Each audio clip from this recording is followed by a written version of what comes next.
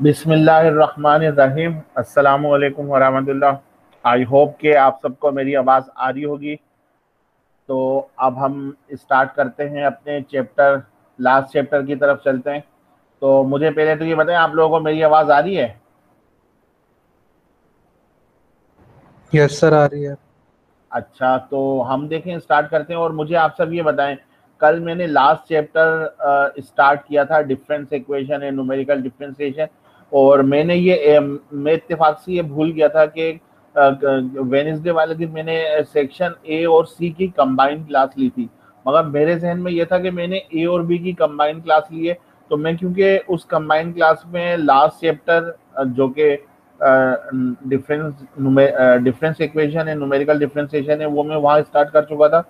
तो उसका शुरू का जो टॉपिक था वो मैं स्टार्ट वहाँ कर चुका था। तो मैं ये समझा था कि हमने ए और बी की कंबाइंड क्लास ली, इसलिए कल मैंने शुरू की चीज़ें आप लोगों को इतनी ज़्यादा एक्सप्लेन ही नहीं करी, बस जस्ट रिवाइज किया और मैं आगे चला, क्योंकि मैं ये समझा था कि मैं आपको वो एक्सप्लेन कर चुका हूँ। और आप में से किसी ने बताया भी नहीं कि सर आपने ये हमारे सेक्शन में नहीं पढ़ाया है। और मैंने वही समझकर वो एक्सप्लेन कर दिया, और आप लोग कह रहे थे कि हमें समझ में भी आया। तो मुझे नहीं पता आप लोगों को कितना समझ में आया। जस्ट आप लोग सिर्फ जान छुटाने के लिए आप में से किसी ने कुछ बोला ही नहीं कि अगर बोल देंगे कि सर रिवाइज करेंगे और वो समझाएंगे, तो आप लोगों को बताना चाहिए था। वो तो मैंने कल, जब मैं टाइम टेबल बना रहा था अपने लिहाज से कि मैंने किस सेक्शन में क्या पढ़ा है, तो फिर मुझे अंदाजा हुआ कि सेक्शन बी में तो मैंने ये चीज़ें पढ़ाई ही नहीं थी और आप में से किसी ने बताया भी नहीं। तो देखें, बहरहाल मैंने आप लोगों को आगे तक चीज़ें वहाँ पढ़ा दी थी, मगर उससे पहले मैं फिर से शुरू की चीज़ों की तरफ चलता हूँ और वहाँ पर आप लोगों को मैं कुछ चीज़ें रिवाइज कर देता हूँ ताकि आप लोगों को याद रहें वो चीज़ें। तो देखें सलाम अब। सर। वालेकुम अस्सलाम वरहमतुल्लाह। सर आपने लेकिन बुध को जो है वेनेसडे को 3 क्लासें ली थी हमारी एक्स्ट्रा।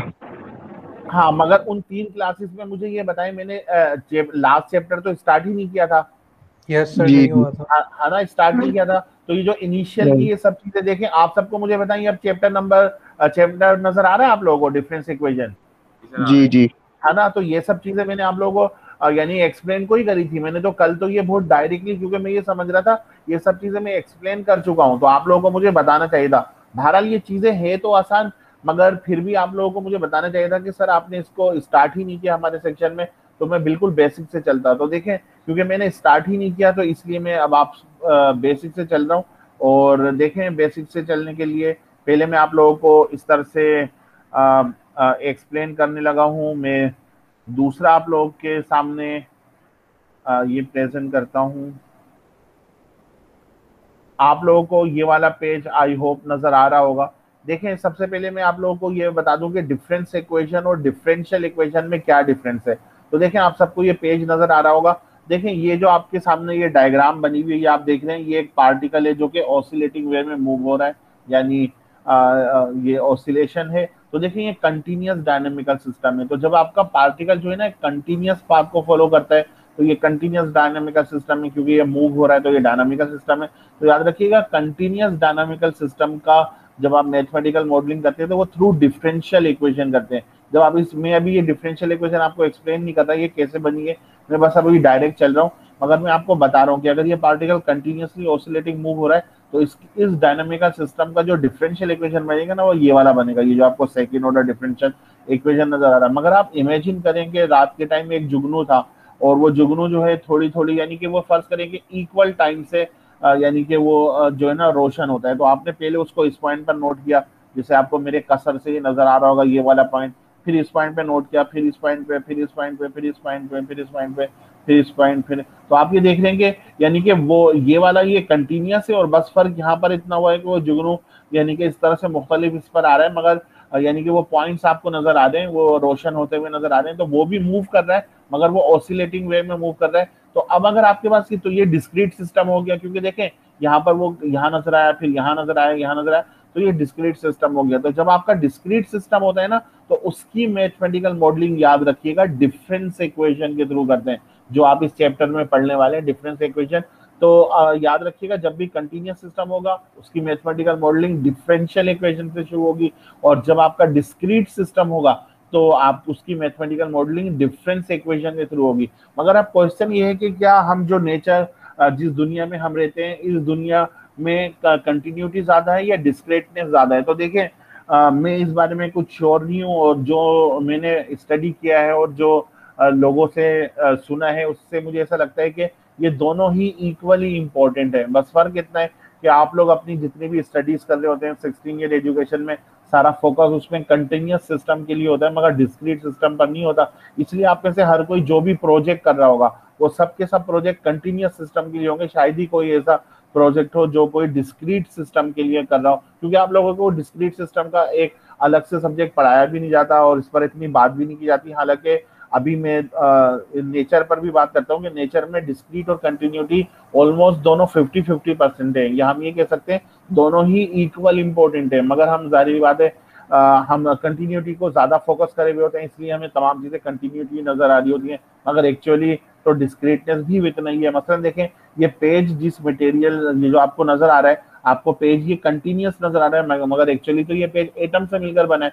तो एटम को देखें तो एटम डिस्क्रीट होते हैं, मगर अगर पेज को देखें तो आपको ये कंटिन्यूअस नजर आ रहा है। तो क्वेश्चन ये है कि ये पेज कंटिन्यूअस है या डिस्क्रीट है, या मेरी नजर पे डिपेंड करता है कि मैं इसको डिस्क्रीट देखना चाहूँ तो मुझे डिस्क्रीट नजर आएगा, मैं कंटिन्यूअस देखना चाहूँ तो कंटिन्यूटी नजर आएगी। तो what is the reality of the nature, यानी नेचर में फिर क्या है, क्या ये कंटिन्यूअस है या ये डिस्क्रीट है, या मेरी नजरों पर डिपेंड करता है, या बस ये एक धोखा है कि ना कंटिन्यूअस है ना रियलिटी है। वो तो आखिरत में पता चलेगा कि दुनिया दुनिया तो बहरहाल यही है कि एक धोखा है और ये इम्तिहान की गाय। मगर इस वक्त हम जो है साइंटिफिकली बात कर रहे हैं, तो साइंटिफिकली अगर देखा जाए तो डिस्क्रीट और कंटिन्यूटी दोनों ही इक्वली इंपॉर्टेंट है, मगर हम लोग ज्यादातर फोकस कंटिन्यूटी पे किए हुए होते हैं। तो इसलिए आप सबको ये याद रखना चाहिए कि जिस तरह से कंटिन्यूअस डायनामिकल सिस्टम इंपॉर्टेंट है, ऐसे ही डिस्क्रीट डायनामिकल सिस्टम भी है।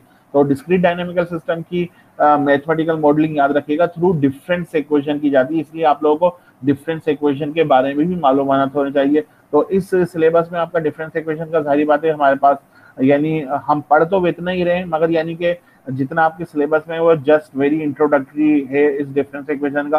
क्योंकि आप ये देखें, आप डिफरेंशियल इक्वेशन जो सेकंड ईयर में पढ़ के आ रहे थे, आपने जो टोटल लेक्चर अगर 45 या 48 होते हैं तो टीचर आमतौर पे 30-35 लेक्चर तक जो है सिर्फ डिफरेंशियल इक्वेशन ही पढ़ा रहे होते हैं, वेरिएबल सेपरेबल, होमोजीनियस, लीनियर और फिर यानी कि higher order differential equation and so on. तो वो इस तरह से पढ़ा रहे होते हैं, मगर ये डिफरेंशियल इक्वेशन हम तो इसको ज्यादा से ज्यादा 4-5 लेक्चर ही दे पाएंगे, यानी कि 4-5 लेक्चर में हमने ये डिफरेंस इक्वेशन कंप्लीट करना है। तो बहरहाल इसको भी इतना ही डिटेल स्टडी करना चाहिए, क्योंकि डिफरेंस इक्वेशन या डिस्क्रीटनेस ऑफ द नेचर भी इतनी ही इंपॉर्टेंट है। तो बहरहाल मैं आपको अगर इस डायग्राम की तरफ लेकर चलूं तो देखें, आप सब याद रखिएगा कंटिन्यूअस वेरिएबल हमारे पास कौन कौन से होते हैं, एक्स होता है और दूसरा वाई होता है। आपको मालूम है कि वाई किसका फंक्शन होता है, एक्स का फंक्शन होता है। ऐसी जो डिस्क्रीट वेरिएबल होते हैं ना, डिस्क्रीट वेरिएबल वो एक्स के होता है और वाई के होता है। जिस तरह से एक्स वाई जो है वो एक्स का फंक्शन होता है, ऐसे ये जो वाई के है ये एक्स के का फंक्शन होगा। तो देखें जैसे ये वाला पॉइंट है तो यहाँ पर ये एक्स होगा और यहाँ पर ये वाला वाई होगा। इसी तरह से ये पॉइंट है तो ये वाला एक्स होगा और ये वाला पॉइंट वाई होगा। तो देखिए ये एक्स के और वाई के दोनों ही डिस्क्रीट वेरिएबल है। तो इस ये जो वाई के है, क्योंकि ये डिपेंडेंट वेरिएबल है, तो इसको हम डिफरेंस फंक्शन भी कहते हैं या डिस्क्रीट फंक्शन भी कहते हैं या डिस्क्रीट वेरिएबल भी कहते हैं। तो अब देखें डिफरेंशियल इक्वेशन की डेफिनेशन क्या होती है कि ऐसी इक्वेशन जिसमें डेरिवेटिव इन्वॉल्व हो, that equation is called differential equation. ऐसी डिफरेंस इक्वेशन की डेफिनेशन क्या होती है कि जिस इक्वेशन में ये डिफरेंस फंक्शन, ये डिस्क्रीट वेरिएबल इन्वॉल्व हो जिस इक्वेशन में, उस इक्वेशन को हम डिफरेंस इक्वेशन कहते हैं। मतलब इस वाली इक्वेशन को देखें कि इसमें डिस्क्रीट फंक्शन या डिफरेंस फंक्शन वाई के इन्वॉल्व है, तो this is called difference equation. अच्छा, बाज़ औक़ात आपके पास एक सिस्टम ऐसा होता है जिसमें आप कंटिन्यूअस भी स्टडी कर रहे होते हैं, डिस्क्रीट भी स्टडी कर रहे होते हैं, यानी उसमें दोनों चीजें होती हैं, कंटिन्यूटी भी होती है, डिस्क्रीटनेस भी होता है। मसलन देखें, हो सकता है कि आपका जुगनू जो है वो शुरू में कंटिन्यूअस जो है वो आपको नजर आ रहा हो, रोशन नजर आ रहा हो, तो ये यहाँ तक वो आपको कंटिन्यूअस नजर आया तो कंटिन्यूअस पाथ बनेगा। मगर उसके बाद वो डिस्क्रीट बन जाता है कि फिर यहाँ नजर आता है, फिर यहाँ नजर आता है, फिर यहाँ नजर आता है, फिर यहाँ नजर आता है। तो उसने अपने आप को अब चेंज कर लिया कि पहले कंटिन्यूअस रहा फिर डिस्क्रीट हो गया। तो ऐसे सिस्टम की मैथमेटिकल मॉडलिंग आप जो है दोनों से करेंगे, फिर उसमें डिफरेंशियल डेरिवेटिव भी इन्वॉल्व होगा और ये डिस्क्रीट फंक्शन, डिफरेंस फंक्शन भी इन्वॉल्व होगा। तो फिर उसकी जो मैथमेटिकल मॉडलिंग होगी उस इक्वेशन को हम कहेंगे डिफरेंशियल डिफरेंस इक्वेशन या डिफरेंशियो डिफरेंशियल इक्वेशन कहते हैं। ऐसे ही आप सबने तो ये डिफरेंशियल इक्वेशन देखा है ना, तो ऐसी इक्वेशन इसमें इक्वेशन जिसमें डेरिवेटिव इन्वॉल्व हो उसको डिफरेंशियल इक्वेशन कहते हैं। फिर इंटीग्रल इक्वेशन भी होती है, इंटीग्रल इक्वेशन में क्या होगा, उसमें इंटीग्रल इन्वॉल्व होगा। मगर ऐसी इक्वेशन भी होती है जिसमें दोनों इन्वॉल्व होते हैं, डेरिवेटिव भी इन्वॉल्व होते हैं, इंटीग्रल भी इन्वॉल्व होते हैं, तो उनको इंटीग्रो डिफरेंशियल इक्वेशन कहते हैं या डिफरेंशियो इंटीग्रल इक्वेशन भी कहते हैं। तो बहरहाल अभी हम डिफरेंस इक्वेशन की तरफ हैं, तो डिफरेंस इक्वेशन किन इक्वेशन को कहते हैं कि जिसमें ये डिस्क्रीट फंक्शन या ये डिफरेंस फंक्शन जिस इक्वेशन में इन्वॉल्व हो जाए उस इक्वेशन को हम डिफरेंस इक्वेशन कहते हैं। अच्छा, इसके बाद फिर डिफरेंस इक्वेशन का ऑर्डर डिफाइन करते हैं। जिस तरह से देखें डिफरेंशियल इक्वेशन का ऑर्डर कैसे डिफाइन करते हैं, मैं आपको यहाँ पर दिखाऊं।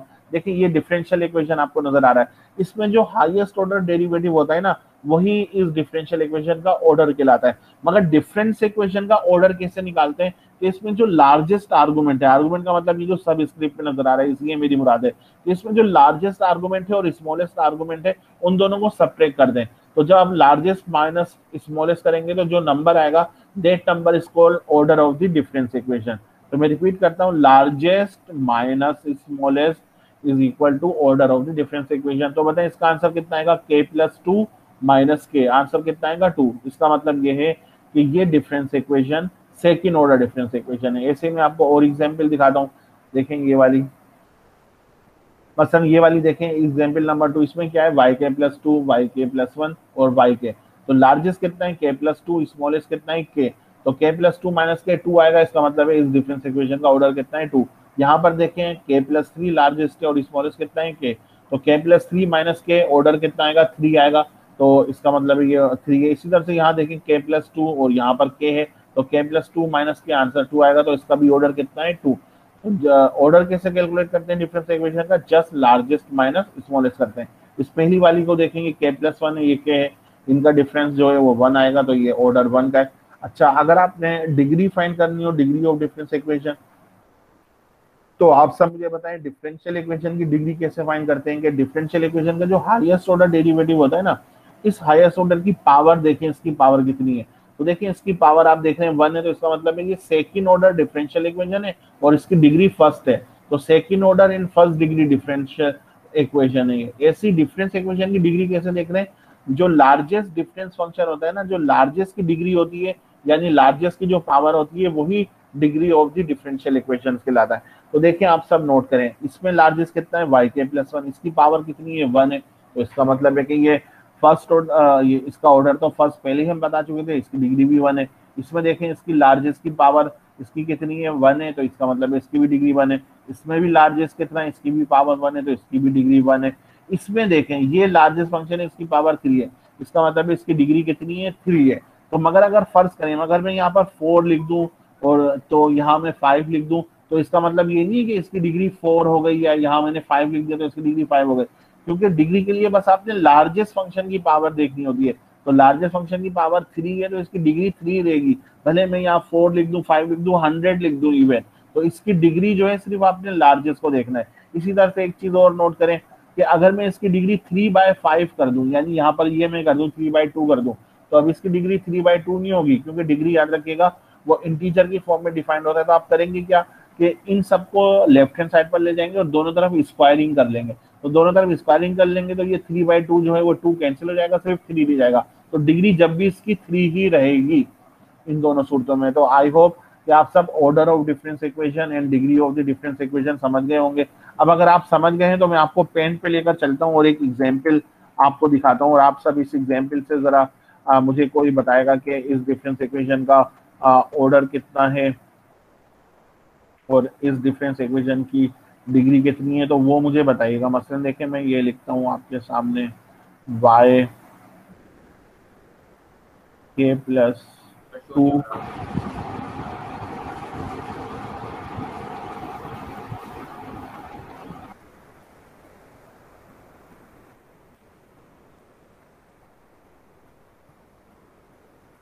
चले आप में से कोई आए जरा और मुझे बताए इस डिफरेंस इक्वेशन का ऑर्डर कितना है, बताएं जरा, कोई आए ऑनलाइन। सर आपकी स्क्रीन शेयर नहीं हो रही। अच्छा, स्क्रीन शेयर नहीं हो रही, बिल्कुल हाँ आप सही कह रहे होंगे, स्क्रीन शेयर नहीं हो रही, बिल्कुल सही बताया। अब देखें आप लोगों को शेयर हो जाएगी। अब बताएं, अब आप लोगों को नजर आ रहा होगा, सही है। तो मुझे बताएं जरा, कोई आए माइक पर और बताएं इस डिफरेंस इक्वेशन का ऑर्डर कितना है, बताएं। 2 सर। सर फर्स्ट बिल्कुल। ऑर्डर। नहीं नहीं, क्यों फर्स्ट ऑर्डर है, सेकंड ऑर्डर नहीं है। सॉरी, ये डिग्री डिग्री। सर ऑर्डर 2 है, डिग्री 1 है। हाँ बिल्कुल, ऑर्डर 2 है और डिग्री 1 है, बिल्कुल सही बताया।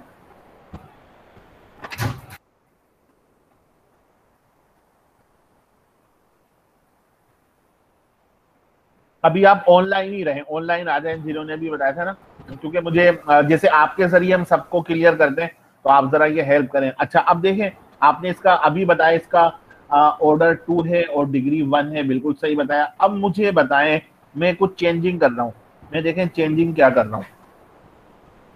चेंजिंग ये कर रहा हूं मैं कि यहाँ पर मैं माइनस, यहाँ पर मैं लिख देता हूँ के -1 लिखता हूँ। अब मुझे कोई बताएगा अब इसका ऑर्डर कितना है, बताएं जरा। ऑर्डर 1 है सर।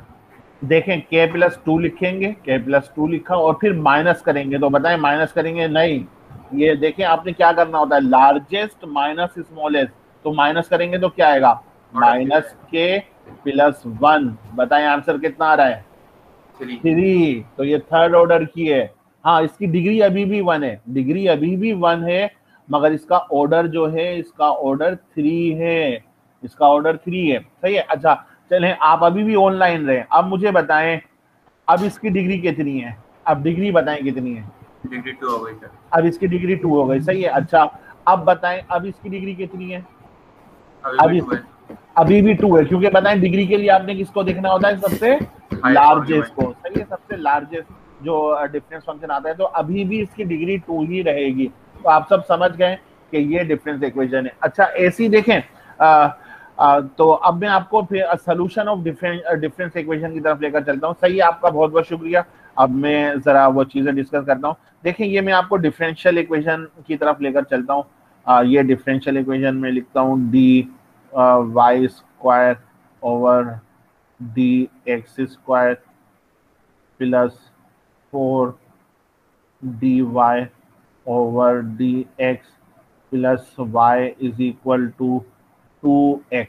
मैं आपसे पूछता हूं कि इस डिफरेंशियल इक्वेशन के सोल्यूशन का मतलब क्या होता है। तो देखें आप सब मुझे, ये मैथमेटिकल मीनिंग क्या होती है डिफरेंशियल इक्वेशन के सोल्यूशन का मतलब, कि मैं एक y फाइंड करूंगा जो कि यकीनन y फंक्शन ऑफ x ही होता है, कि आप एक ऐसा y फाइंड करेंगे कि जब आप इस y को इस डिफरेंशियल इक्वेशन में पुट करेंगे तो ये इक्वेशन क्या हो जानी चाहिए, सेटिस्फाई हो जाना चाहिए। तो सोल्यूशन ऑफ डिफरेंशियल इक्वेशन का मतलब क्या होता है कि एक ऐसा y फाइंड करना कि जब आप उस y को इस डिफरेंशियल इक्वेशन में पुट करेंगे तो ये इक्वेशन क्या हो जाएगी, सेटिस्फाई हो जाएगी। ऐसे ही याद रखिएगा, सोल्यूशन ऑफ डिफरेंस इक्वेशन का मतलब क्या होता है कि एक ऐसा yk, यकीनन आप समझ गए हैं कि ये yk किसका फंक्शन होगा, x ऑफ k का। जैसे y किसका फंक्शन है, x का फंक्शन है, तो y ऑफ k किसका फंक्शन होगा, x k का। तो सोल्यूशन ऑफ डिफरेंस इक्वेशन का मतलब क्या है, एक ऐसा yk फाइंड करना, एक ऐसा yk फाइंड करना कि जब आप उसको इस डिफरेंस इक्वेशन में पुट करेंगे तो ये डिफरेंस इक्वेशन क्या हो जानी चाहिए, सेटिस्फाई हो जानी चाहिए। तो this is called solution of difference equation. इसी तरह से सोल्यूशन की फिर एक टाइप होती है general solution of difference equation. तो मैं आपसे इससे पहले कि general solution of difference equation पूछूं, मैं आपसे पूछता हूं what is the general solution of differential equation. Differential equation के जनरल सोल्यूशन का मतलब क्या होता है। तो देखिए इस डिफरेंशियल इक्वेशन का ऑर्डर कितना है, 2 है, क्योंकि इसमें सेकंड ऑर्डर डेरिवेटिव है। तो देखिए इसके जनरल सोल्यूशन का मतलब ये है कि इसके जनरल सोल्यूशन में उतने ही आर्बिट्रेरी कांस्टेंट होंगे जितना इसका ऑर्डर है। तो इसका ऑर्डर 2 है, तो इसका मतलब है कि इसके जनरल सोल्यूशन में आर्बिट्रेरी कांस्टेंट भी 2 होंगे, ना 2 से कम होंगे ना 2 से ज्यादा। अगर 2 से कम होंगे या 2 से ज्यादा होंगे तो वो जनरल सोल्यूशन नहीं कहलाएगा, वो पर्टिकुलर सोल्यूशन कहलाएगा। तो जनरल सोल्यूशन के लिए याद रखिएगा कि सोल्यूशन में उतने ही आर्बिट्रेरी कांस्टेंट होते हैं जितना order of the differential equation होता है। तो यही डेफिनेशन डिफरेंस इक्वेशन के जनरल सोल्यूशन भी है कि डिफरेंस इक्वेशन का ये जो जनरल सोल्यूशन yk होगा, ये जनरल सोल्यूशन कब कहलाएगा, जब इसमें उतने ही आर्बिट्रेरी कांस्टेंट हो जितना order of the difference equation होगा। तो जितना order of the difference equation है उतने ही अगर इस yk के सोल्यूशन में आर्बिट्रेरी कांस्टेंट हो, then the solution is called general solution. इसी तरह से पर्टिकुलर सोल्यूशन आप कैसे फाइंड करते हैं, देखिए आप सबको याद होगा ये सेकंड ऑर्डर सोल्यूशन है। आप इसका सोल्यूशन कैसे लिखते थे, y is equal to U लिखते थे, C1 e की पावर m1x प्लस फिर क्या लिखते थे C2 e की पावर m2, अगर इसके रूट्स m1 m2 डिस्टिंक्ट आए तो इस तरह से सोल्यूशन लिखते थे। फिर तो ये आपका जनरल सोल्यूशन होता था। क्यों जनरल सोल्यूशन होता था? क्योंकि इसमें 2 आर्बिट्रेरी कांस्टेंट है और इसका ऑर्डर भी 2 है। और फिर आप क्या करते थे, C1 C2 डिटरमिन कैसे करते थे? इनिशियल वैल्यू प्रॉब्लम से और या फिर बाउंड्री वैल्यू प्रॉब्लम से आपके पास डिटरमिन करते थे। वो किस तरह से होती थी सोल्यूशन के?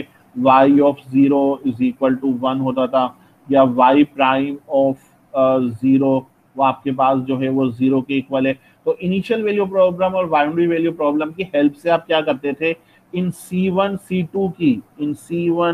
C2 की आप पर्टिकुलर वैल्यूज फाइंड करते थे और जब यहाँ पुट कर देते थे तो वो जो सोल्यूशन होता था उन सोल्यूशन को हम कहते थे पर्टिकुलर सोल्यूशन हम कहते थे। बिल्कुल इसी तरह से अगर आप डिफरेंस इक्वेशन का जनरल सोल्यूशन फाइंड करेंगे, इस जनरल सोल्यूशन में आर्बिट्रेरी कांस्टेंट होंगे C1 C2, और अगर आप क्या करेंगे उनको using initial value problem, boundary value problem, उन C1 C2 की पर्टिकुलर वैल्यूज फाइंड कर लेंगे और सोल्यूशन में पुट कर देंगे, तो that solution is called particular solution. तो ये हमारे पास पर्टिकुलर सोल्यूशन की डेफिनेशन है कि आप पर्टिकुलर सोल्यूशन फाइंड करते हैं using initial and boundary condition. अच्छा, उसके बाद फिर डेफिनेशन आती है लीनियर डिफरेंस इक्वेशन की। देखिए लीनियर डिफरेंस इक्वेशन कब होता है, यानी डिफरेंस इक्वेशन को हम लीनियर कब कहते हैं? जब उसमें ये 2 प्रॉपर्टीज हो। Number 1 yk plus 1 yk plus 2, इन सब की पावर 1 होनी चाहिए। सबसे पहली डेफिनेशन ये है, यानी 2 कंडीशन होनी चाहिए। नंबर 1 लीनियर के लिए yk plus 1 yk plus 2 yk plus 3 and so on, all की पावर जो होनी चाहिए 1 होनी चाहिए। और number 2 they are not multiplied to each other, they are not multiplied to each other, ये मल्टीप्लाइड टू ईच अदर ना हो, यानी इस तरह से आपके पास कोई टर्म नहीं होनी चाहिए कि वो हो yk और yk प्लस 1। तो क्योंकि अब ये मल्टीप्लाई हो गए तो अब ये लीनियर नहीं रहा, क्योंकि देखें इसकी पावर भी 1 है, इसकी पावर भी 1 है, तो इसकी पावर, दोनों की पावर का सम करेंगे आंसर कितना आएगा? 2 आएगा। तो अब ये लीनियर नहीं रहेगा। तो ये लीनियर के लिए कंडीशन क्या है कि yk plus 1 yk plus 2 all की पावर 1 होनी चाहिए और ये मल्टीप्लाइड टू ईच अदर नहीं होने चाहिए। अब अगर ये आप बात समझ गए हैं तो अभी वही स्टूडेंट जो माइक पर आए थे जरा आए माइक पर और मुझे बताना शुरू करें। मैं आपके जरिए पूरी क्लास को मैं ये समझाता हूँ। जरा बताएं ये वाली जो डिफरेंस इक्वेशन अभी आपको नजर आ रही है, बताएं इसका ऑर्डर कितना है? जरा फिर से रिपीट करें, बताएं इसका ऑर्डर कितना है? ऑर्डर 2 है सर। नहीं, इस ऑर्डर वाली 3 का है, ऑर्डर ऑर्डर 3 है, सही है। और इसकी डिग्री कितनी है बताएं? डिग्री 1 है सर। सही है, 1 है। और बताएं ये लीनियर है या नॉन लीनियर है? बताएं लीनियर है या नॉन लीनियर है? सर लीनियर है। लीनियर है, क्योंकि देखें लीनियर की पहली कंडीशन क्या होती है कि yk प्लस 2 इसकी पावर भी 1, इसकी पावर भी 1, इसकी पावर भी 1। बताएं पावर 1 है या नहीं है? है सर। सही है। और कहीं पर भी ये मल्टीप्लाई टू ईच अदर आए हैं या नहीं आए? नहीं है सर। नहीं आए। इसका मतलब ये क्या है? लीनियर डिफरेंस इक्वेशन है। तो ये तो क्लियर हो गया। अच्छा, अब मुझे बताएं, अब अगर मैं यहाँ पर 2 लिख रहा हूँ, अब बताएं ये लीनियर है या non linear? Sir non linear हो गए फिर। नॉन लीनियर होगा, क्योंकि इसकी पावर कितनी हो गई बताएं? 2 2 हो हो गई। गए। अच्छा, पहले मुझे ये कंफर्म करें इसकी डिग्री कितनी है इस डिफरेंस इक्वेशन की? डिग्री तो 1 ही है सर। डिग्री अभी भी 1 है, क्योंकि डिग्री के लिए आपने लार्जेस्ट को देखना होता है। तो डिग्री तो इसकी 1 है, मगर ये अब ये लीनियर नहीं रहा, बल्कि क्या बन गया बताएं? Non linear. क्योंकि लीनियरिटी की पहली कंडीशन ही क्या होती है? yk प्लस 1 yk प्लस 2 सबकी पावर कितनी होनी चाहिए बताएं? 1 होनी चाहिए। तो बहरहाल ये इस वक्त नॉन लीनियर है। अब मुझे बताएं जरा, अब मुझे बताइए इस वक्त जो आपको दिख रहा है लीनियर है या नॉन लीनियर? सर अभी लीनियर है। लीनियर है, सही है। अब जब आप ये कह रहे हैं लीनियर है, मैं क्या कर रहा हूँ कि इस पहली वाली टर्म को एक और y से मल्टीप्लाई कर रहा हूँ। ये मैंने लिखा yk।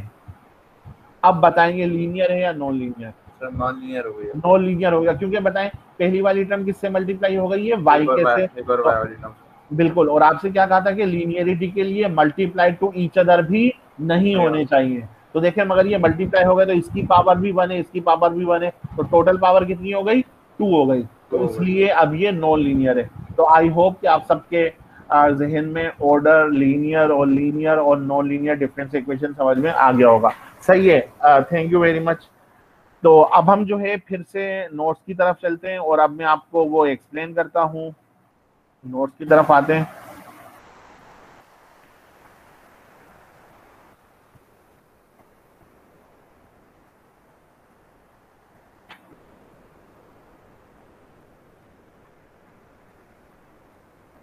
तो देखें आप सबको ये नोट्स नजर आ रहे होंगे। मैंने कल मुझे ओरिजिनल नोट्स मिल गए, तो इसलिए आप देख रहे हैं ये ओरिजिनल है, मगर जाहिर बात है ये फेयर लिखा हुआ नहीं है।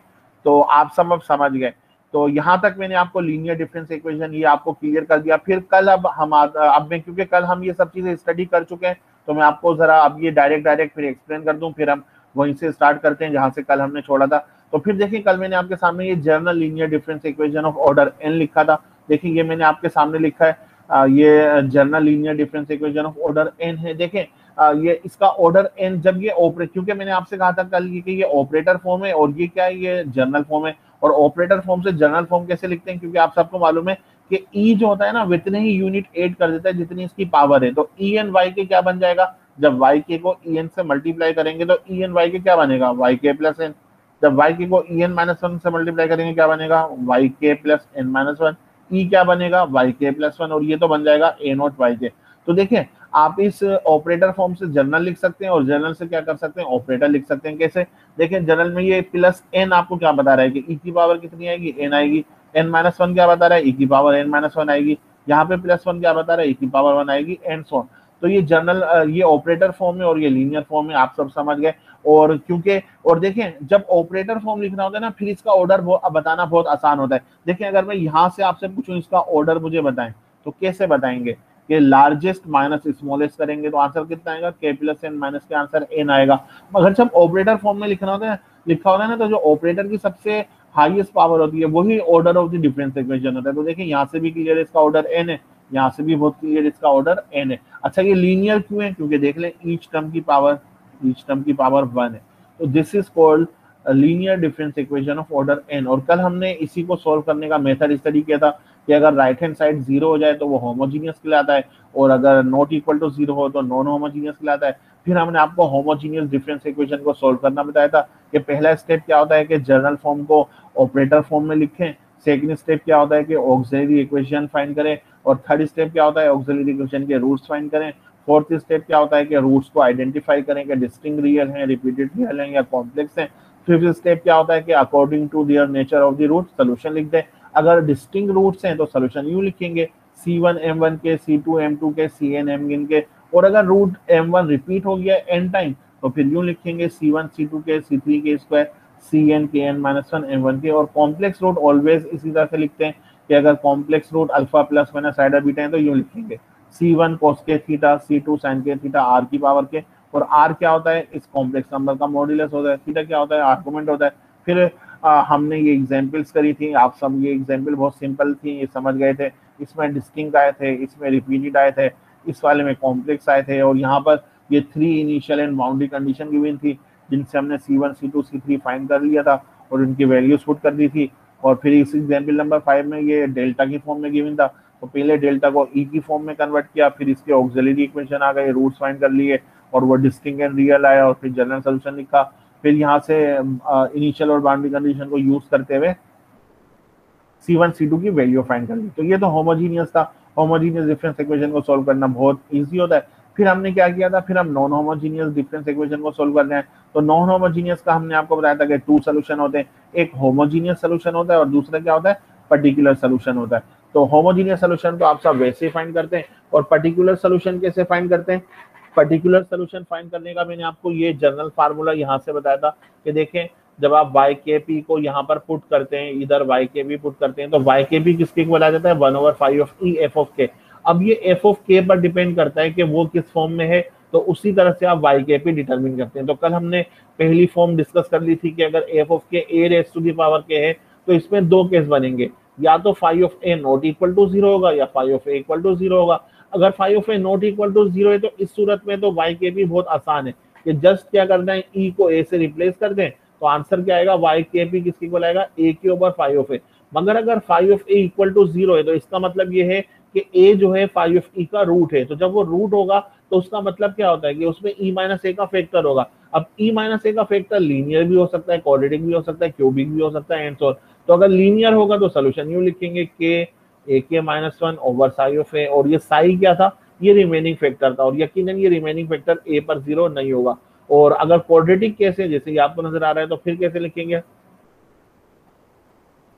के minus 1 2 factorial a k minus two over psi of a, और अगर क्यूबिक है तो कैसे लिखेंगे k minus one k minus two 3 factorial a k minus three over psi of a and so on. तो ये क्यूबिक फैक्टर था।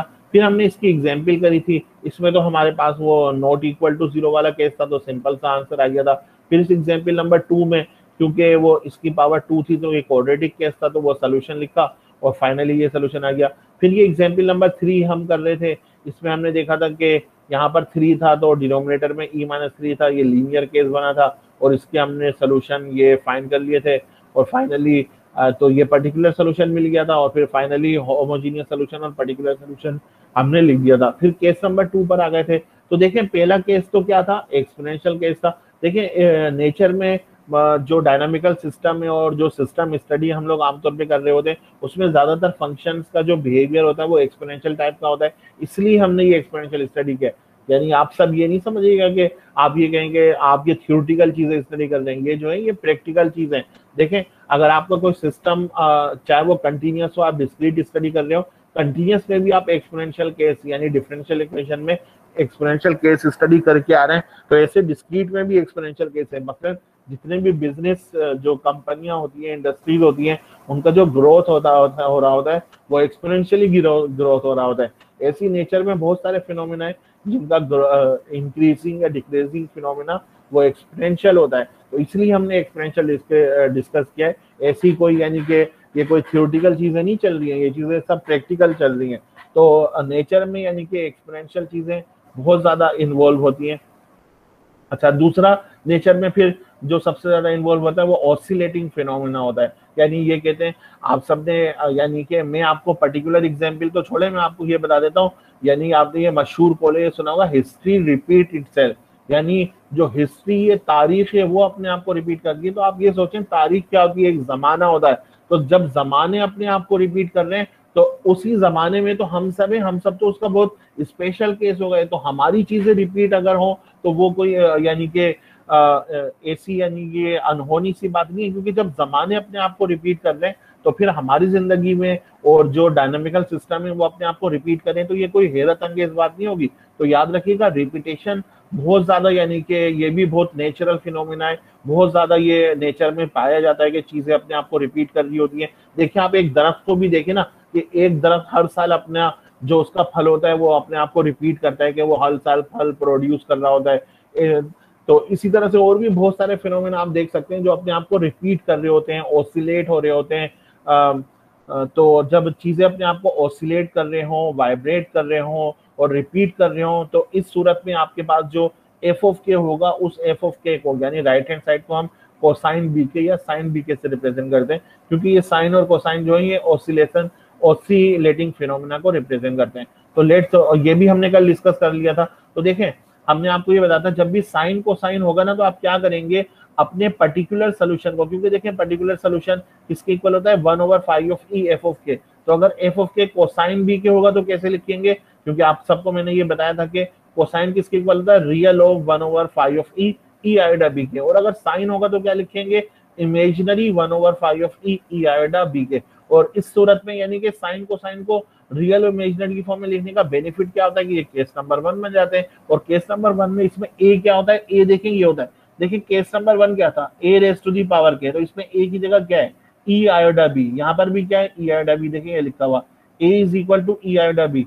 तो रियल और इमेजिनरी पार्ट में लिखने का बेनिफिट ये होता है कि ये जो है पहले वाले केस में कन्वर्ट हो जाते हैं। और पहले केस में भी फिर दो केस होते हैं, या तो phi of A not equal to 0 होगा या phi of A equal to 0 हो रहा है। तो मोस्ट ऑफ द प्रॉब्लम में ये केस नंबर 1 के भी केस 1 में कन्वर्ट होते हैं, यानी जब phi of A not equal to 0, क्योंकि देखिए आपका ए यहाँ पर है क्या, ए ये है e raise to the power iota b. तो जब आप ई की जगह ए पुट करेंगे यानी e raise to the power iota b, तो e raise to the power iota b आमतौर पर ये यानी फाई ऑफ ई का रूट आमतौर पर ये कम ही होता है यानी नहीं होता है। तो इसलिए ये वो वाला केस बनता है जब phi of A not equal to 0 होता है। तो बस जस्ट आपने क्या करना होता है ई को ई आयोडा बी से रिप्लेस कर देते हैं और फिर नॉट इक्वल टू केस वाले के रिस्पेक्ट से सोल्व कर लेते हैं। और फिर अगर कोसाइन वाला केस हो तो इस एक्सप्रेशन का रियल पार्ट कंसीडर कर लेते हैं, और अगर साइन वाला केस हो तो इस एक्सप्रेशन का इमेजिनरी पार्ट कंसीडर कर लेते हैं। अब देखें कल हम ये वाली एग्जांपल कर रहे थे वाई के प्लस 1 माइनस वाई के इज इक्वल टू कोसाइन के। इस कोसाइन के को देखकर आप समझ गए होंगे कि इसका b हमारे पास 1 के इक्वल है। अच्छा बहरहाल पहले मैंने इसकी ऑपरेटर एक्सप्रेशन लिखी, देखिए ऑपरेटर एक्सप्रेशन लिखी तो यहाँ से क्या आएगा e, और यहाँ से y के तो मैंने कॉमन लिखा तो 1 आ गया, और फिर मैंने इसकी ऑक्सिलरी इक्वेशन लिखी, वो क्या बनेगा m minus 1 is equal to 0, m is equal to 1 आ गया। तो होमोजीनियस सोल्यूशन कैसे लिखेंगे, y के h c 1 की पावर के, क्योंकि रूट हमारे पास 1 है और 1 की पावर के का मतलब 1 है, तो इसलिए मैंने c लिखा है। क्योंकि एक ही आर्बिट्रेरी कांस्टेंट था इसलिए मैंने सिर्फ c लिखा है इंस्टेड ऑफ c1 c2। अच्छा उसके बाद देखें पर्टिकुलर सोल्यूशन फाइंड करेंगे। अब पर्टिकुलर सोल्यूशन का जनरल फार्मूला क्या होता है, 1/5 of e f of k।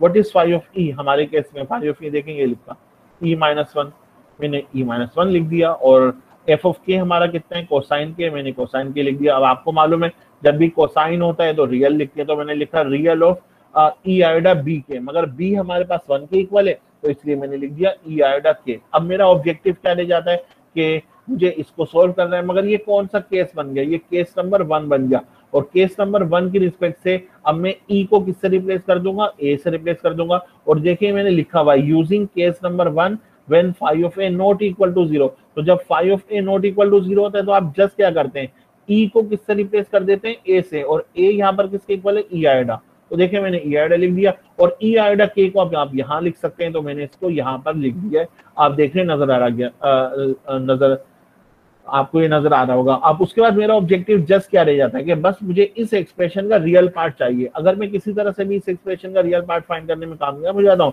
तो मुझे पर्टिकुलर सोल्यूशन मिल जाता है। मगर उससे पहले कि मैं इसका रियल पार्ट फाइंड करूं, मैं आप सबको ये एक नोट बता दूं। देखिए आप सबको नोट, मेरे पास ये वाला एक्सप्रेशन है, क्या एक्सप्रेशन है, e की पावर आयोडा a, और फिर उसके बाद ये प्लस में लिखा है प्लस b, और मुझे इस एक्सप्रेशन का कॉन्जुगेट चाहिए। तो बताएं इसका कॉन्जुगेट क्या बनेगा, तो मैंने इसको देखें कॉन्जुगेट को बनाने के लिए आपको क्लियरली लिखा e आयोडा a का मतलब प्लस आयोडा साइन ए, और ये प्लस बी तो मैंने ऐसे लिखा हुआ है। तो बताएं इसका कॉन्जुगेट क्या बनेगा, कॉन्जुगेट कैसे बनाते हैं, जो इमेजिनरी पार्ट होता है उसका माइनस कर देते हैं। तो मैंने बस यहाँ पर देखें माइनस करके मल्टीप्लाई और डिवाइड कर दिया। अब जब मल्टीप्लाई कर दिया और डिवाइड कर दिया तो मैं इसको दोबारा से मैंने ई की फॉर्म में लिखा, कैसे लिखा, इसकी जगह मैं दोबारा लिख सकता हूँ ई आयोडा ए, और ये प्लस बी है लिखा प्लस, और इसको मैं कैसे लिख सकता हूँ, ये क्या चीज है, ये e की पावर माइनस आयोडा ए, और ये प्लस बी है लिखा है, ये वाला भी क्या चीज है e की पावर माइनस आयोडा ए प्लस बी। अब इसका मतलब क्या हुआ,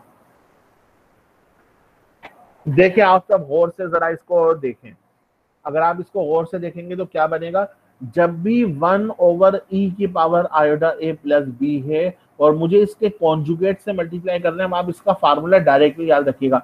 इसका कॉन्जुगेट क्या बनेगा, वो ये बनेगा कि अगर यहाँ पर प्लस साइन है तो इसकी जगह क्या कर देंगे माइनस। देखें क्या करा मैंने, माइनस करा e की पावर माइनस ए और e की पावर माइनस ए प्लस बी, बस आपने ये करना है, तो ये इसका कॉन्जुगेट होगा।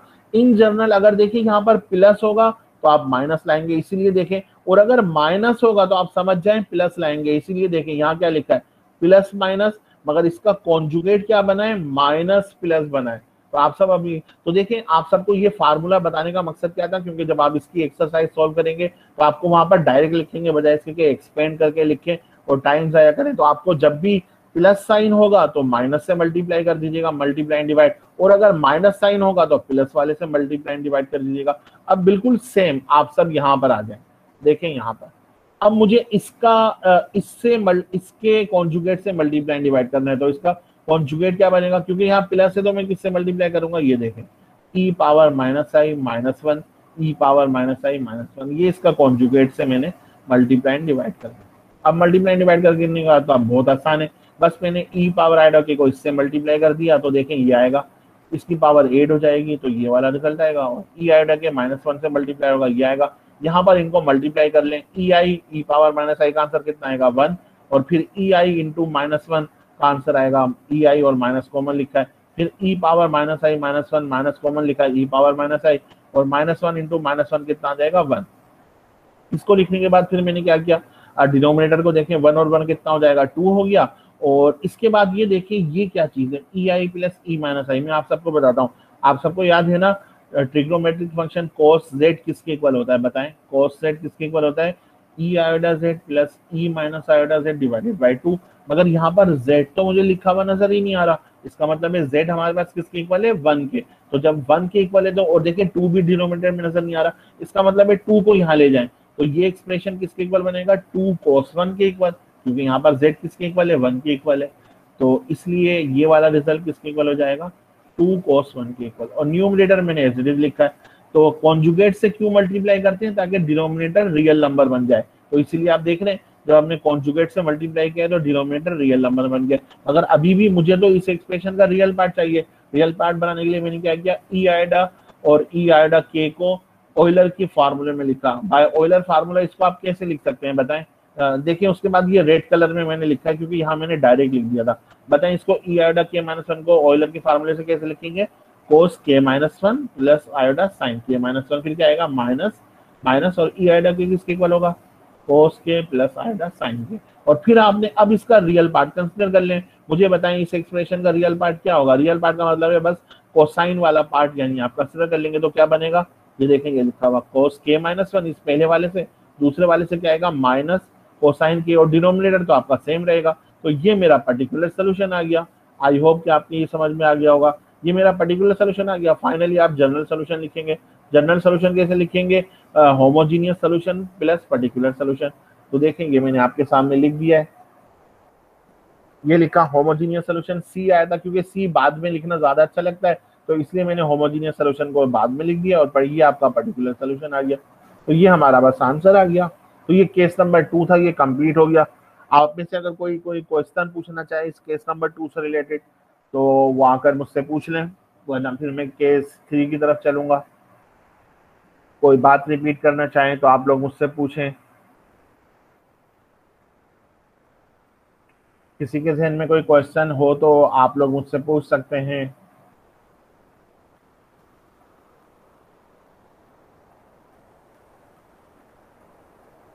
अच्छा, तो आप लोग पूछना नहीं चाह रहे हैं तो मैं आगे चलता हूँ, मगर उससे पहले मैं एक एग्जाम्पल और मुझे इसमें आगे नजर आ रही है। वो एग्जाम्पल क्योंकि केस 2 से रिलेटेड मैंने सिर्फ एक एग्जाम्पल करवाई है, तो इसमें दूसरी एग्जाम्पल भी थी, वो भी हम कर लेते हैं। देखें ये वाली, इस वाले एग्जाम्पल को करते हैं। देखें इस एग्जाम्पल की आप समझ गए, यहाँ साइन किएगी बी ने, और क्योंकि बी नजर नहीं आ रहा तो इसका मतलब है B1, तो मुझे इसको सोल्व करना है। मैंने क्या किया, पहले इसकी ऑपरेटर फॉर्म लिखा। बताएं ये 2 क्या बता रहा है कि आपके पास क्या आएगा, ई स्क्वायर, यहाँ से ये कितना आएगा 1 और y के। फिर मैंने इसकी ऑक्सिलरी इक्वेशन लिखी है, वो क्या बनेगी m स्क्वायर प्लस 1, यहाँ से m की वैल्यू मेरे पास कितनी आ जाएगी, प्लस माइनस आई। प्लस माइनस आई का मतलब ये है कि इसका अल्फा 0 है। तो देखें सोल्यूशन कैसे लिखेंगे, C1 cos के थीटा, C2 sin के थीटा, r की पावर k, मगर r किसके इक्वल होता है, real part square imaginary part square, मगर रियल तो आपका 0 है, तो इसलिए r कितना आ गया 1, और थीटा कितना होता है tangent inverse y over x, तो x तो आपका 0 है यानी अल्फा 0 है, तो ये इन्फिनिटी हो गया, और टेंजेंट इनवर्स इन्फिनिटी कितना होता है π/2। इसका मतलब है मुझे r की जगह 1 पुट करना है और थीटा की जगह π/2, तो मैंने यहाँ π/2 पुट कर दिया, और r की जगह 1 पुट करने का मतलब तो 1 की पावर k बनेगा। 1 की पावर k मतलब 1 ही होता है, और जब थीटा की जगह π/2 पुट करेंगे क्या बनेगा, C1 cos k π/2, C2 sin k π/2। तो ये मेरा होमोजीनियस सोल्यूशन आ गया। क्योंकि आर के क्यों नहीं लिखा, क्योंकि 1 के लिखने की जरूरत नहीं है। अच्छा, अब आप आ जाए पर्टिकुलर सोल्यूशन पे, चलते हैं जरा पर्टिकुलर सोल्यूशन पे। देखें पर्टिकुलर सोल्यूशन का पहले मैंने जनरल फार्मूला लिखा है, क्या होता है 1/5 ऑफ ई एफ ऑफ के, मगर 5 ऑफ ई हमारे पास किसके इक्वल है, देखें ये लिखा हुआ 5 ऑफ ई स्क्वायर प्लस 1, तो मैंने 5 ऑफ ई की जगह ई स्क्वायर प्लस 1 लिखा है। एफ ऑफ के क्या है, राइट हैंड साइड, वो मैंने लिख दिया साइन के। अब क्योंकि साइन है तो मैं इसको इमेजिनरी की फॉर्म में लिखूंगा आई एम और ई आयोडा बी के, बट बी इज 1, तो क्या बनेगा ई आयोडा के। ये मेरे पास रिजल्ट आ गया। अब ये कौन सा केस बन गया, एक्सपोनेंशियल केस बन गया, और एक्सपोनेंशियल में भी कौन सा केस बना है, पहला केस कि आपका phi of A not equal to 0 है। ये देखें रेड कलर से आपको लिखा हुआ नजर आ रहा है। तो using case 1 when phi of A not equal to 0, और केस 1 यूज करने का मतलब क्या है कि मैं जस्ट इस कैपिटल ई को ई आई से रिप्लेस कर दूंगा, तो और ई आई के को मैं यहाँ लिख दूंगा इस 1 की जगह। तो देखें ई आई के को मैंने यहाँ लिख दिया, और यहाँ क्योंकि ये स्क्वायर था तो वो क्या बन जाएगा e की पावर 2i प्लस 1। अब मुझे बस क्या करना है, मुझे इस एक्सप्रेशन का इमेजिनरी पार्ट चाहिए। वही इमेजिनरी पार्ट करने के लिए क्या करेंगे, इसके कॉन्जुगेट से मल्टीप्लाई करेंगे। बताएं इसका कॉन्जुगेट क्या आएगा, जब ये प्लस है तो क्या आ जाएगा माइनस। आप समझ गए, ये देख रहे हैं माइनस आ गया, और ये प्लस 1 मैंने एज इट इज लिखा हुआ है। बस अब आप क्या करना है, वही करना है जो इससे पहले किया था, वही वाले स्टेप आ गए कि आप डिनोमिनेटर को मल्टीप्लाई कर दें, न्यूमरेटर को भी मल्टीप्लाई कर दें। ये मैंने मल्टीप्लाई कर दिया है। तो देखिए मुझे आप सब ये बताएं, डिनोमिनेटर को देखें एक नजर जरा, 1 + 1 कितना आ जाएगा 2, और ये क्या चीज है, अब इसमें z की जगह क्या नजर आ रहा है 2 नजर आ रहा है, और डिवीजन में 2 नहीं है, तो ये किसके इक्वल हो जाएगा, उसी डेफिनेशन cos z किसके इक्वल होता है e iota z plus e minus iota z divided by 2, तो ये एक्सप्रेशन किसके इक्वल आ जाएगी 2 cos 2 के इक्वल आएगा, क्योंकि z कितना है 2 है। तो देखें जब यहाँ z था तो आपने z लिखा है, जब यहाँ 2 है तो क्या लिखेंगे 2 लिखेंगे, और न्यूमरेटर में तो बस ये मल्टीप्लाई होगा, ये आ गया रिजल्ट। अब मुझे क्या करना है, अब तो कॉन्जुगेट से मल्टीप्लाई करने का बेनिफिट क्या होता है कि डिनोमिनेटर रियल नंबर बन जाता है, आप देख रहे हैं ये रियल नंबर बन गया। अभी भी मुझे इमेजिनरी पार्ट नहीं मिला, इमेजिनरी पार्ट लिखने के लिए मैंने इनको एक्सपेंड कर दिया। बताएं ई आयोडा के किसके इक्वल होगा, कोसाइन के आयोडा साइन के, ई आयोडा के माइनस 2 किसके इक्वल होगा कोस के माइनस 2 आयोडा साइन के माइनस 2। मगर मुझे अब इसका रियल पार्ट इमेजिनरी पार्ट चाहिए, तो बताएं इसका इमेजिनरी पार्ट पहले का क्या आएगा साइन के, आपने आई के साथ नहीं लिखना है, इमेजिनरी का मतलब है जो आई का मल्टीपल है वो लिखना है, तो मैंने लिख दिया यहाँ से साइन के आएगा और यहाँ से कितना आएगा साइन के माइनस 2, ये बस मुझे पर्टिकुलर सोल्यूशन मिल गया। फाइनली जनरल सोल्यूशन कैसे लिखेंगे, homogeneous solution plus particular solution, ये होमोजीनियस सोल्यूशन था और ये वाला पर्टिकुलर सोल्यूशन था, तो ये मेरा सोल्यूशन आ गया। तो आपने देखा हमने 2 एग्जाम्पल कर ली और बड़ी आसानी से ये एग्जाम्पल आ गई, और आपने हालांकि ये सब चीज़ें थ्योरेटिकल हैं, बट आई होप कि अगर आप ज़रा सा भी आप इसको देखे होंगे तो ये सब समझने वाली चीज़ें हैं, कोई ऐसी डिफ़िकल्ट चीज़ें नहीं है। तो ये हमने एग्जाम्पल कर लिए, आप सबको आई होप समझ में आ गया होगा। आप लोग अगर कोई क्वेश्चन पूछना चाहें तो मुझसे क्वेश्चन पूछ सकते हैं। आप लोगों को मेरी आवाज़ आ रही है?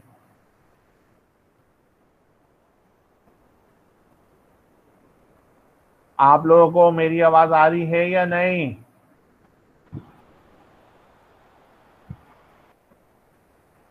बताएं। अबू अली नसर, आप जरा मुझे बताएं आपको मेरी आवाज आ रही है? आ रही है सर। अच्छा, और आप मैथमेटिक्स पढ़ रहे हैं नहीं पढ़ रहे हैं? सर पढ़ रहा हूँ, तभी तो आपका रिस्पॉन्स दिया फॉर्म। हाँ ये तो है। और आपकी उस्मान से दोस्ती चल रही है नहीं चल रही है अभी तक? सर उस्मान से मेरी क्या दोस्ती है? तो आप और एक साथ, अच्छा हाँ आप नहीं, वो दूसरे बैठते थे। अच्छा तो हम चलते हैं फिर से नोट्स की तरफ चलते हैं। तो अब हम केस नंबर 3 की तरफ आते हैं। तो देखें केस नंबर 1 क्या था, केस नंबर 1 ये था एक्सपोनेंशियल, क्योंकि नेचर में एक्सपोनेंशियल फिनोमेना बहुत ज्यादा है। फिर ऑसिलेटिंग फिनोमेना, नेचर में ऑसिलेशन भी बहुत ज्यादा है। फिर तीसरा फिनोमेना ये भी बहुत ज्यादा होता है, वो पॉलिनोमियल फिनोमेना है, क्योंकि नेचर में बहुत सारे ऐसे भी हैं जो चीजें पॉलिनोमियली यानी लीनियर, यानी पॉलिनोमियल का मतलब क्या है, वो लीनियर होगा, क्वाड्रेटिक होगा, क्यूबिक होगा, बाई क्वाड्रेटिक होगा एंड सो ऑन। तो अब हम पॉलिनोमियल केस डिस्कस करने वाले हैं, मगर इससे पहले कि हम पॉलिनोमियल केस डिस्कस करें उससे पहले मुझे कुछ और डेफिनेशन की जरूरत है, तो वो मैं आपको पहले बता रहा हूँ। तो देखिए असल आपको इस केस 3 पर लाना है, और केस 3 क्या है, जब एफ ऑफ के किसके इक्वल है, पॉलिनोमियल इन के के इक्वल है, पॉलिनोमियल इन के। तो देखिए मगर इस केस को डिस्कस करने के लिए पहले मुझे कुछ चीजें चाहिए, तो मैं वो चीजें आपको डिफाइन कर रहा हूँ। सबसे पहले मुझे चाहिए फैक्टोरियल पॉलिनोमियल की डेफिनेशन, फैक्टोरियल पॉलिनोमियल। तो देखिए फैक्टोरियल पॉलिनोमियल क्या होता है, फैक्टोरियल पॉलिनोमियल को मैं के की पावर और ब्रैकेट में n से डिनोट करता हूँ। आप देख रहे हैं रेड कलर में जो नजर आ रहा है, के और के की पावर n है, इससे डिनोट करते हैं। और के की पावर n होगा किसके इक्वल, क्योंकि ये फैक्टोरियल इसका नेम ही है, तो फैक्टोरियल की तरह ये बनेगा। देखें कैसे बनेगा, के माइनस एच, के माइनस 2h, फिर आएगा के माइनस 3h अप टू के माइनस n माइनस 1h।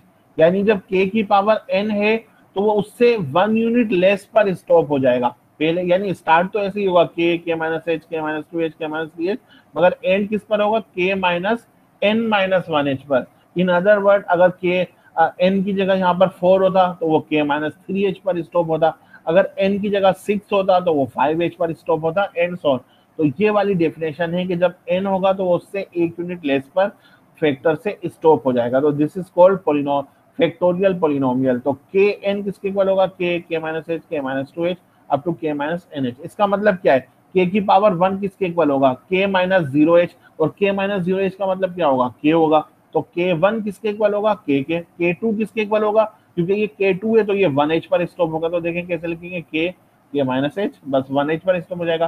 के 3 किस पर स्टॉप होगा, 2h पर, यानी के माइनस एच, के माइनस 2h। तो 2h पर स्टॉप हो गया। इसी तरह से देखें, ये तो जनरल डेफिनेशन है जब h आपके पास h के इक्वल है, मगर हम जो स्टडी करेंगे ना एक्चुअली आपके पूरे सिलेबस में वो h1 के इक्वल स्टडी करेंगे। तो आप अगर h की जगह इन सब में 1 पुट कर दें तो आप बताएं k1 कितना आएगा, क्योंकि k1 तो k के इक्वल ही, इसमें h है ही नहीं, तो k1 तो अभी भी k के इक्वल रहेगा। मगर k2 में h की जगह यहाँ 1 पुट कर दें तो क्या बनेगा, k2 किसके इक्वल आएगा, k-1, k3 किसके इक्वल आएगा, k-1, k-2।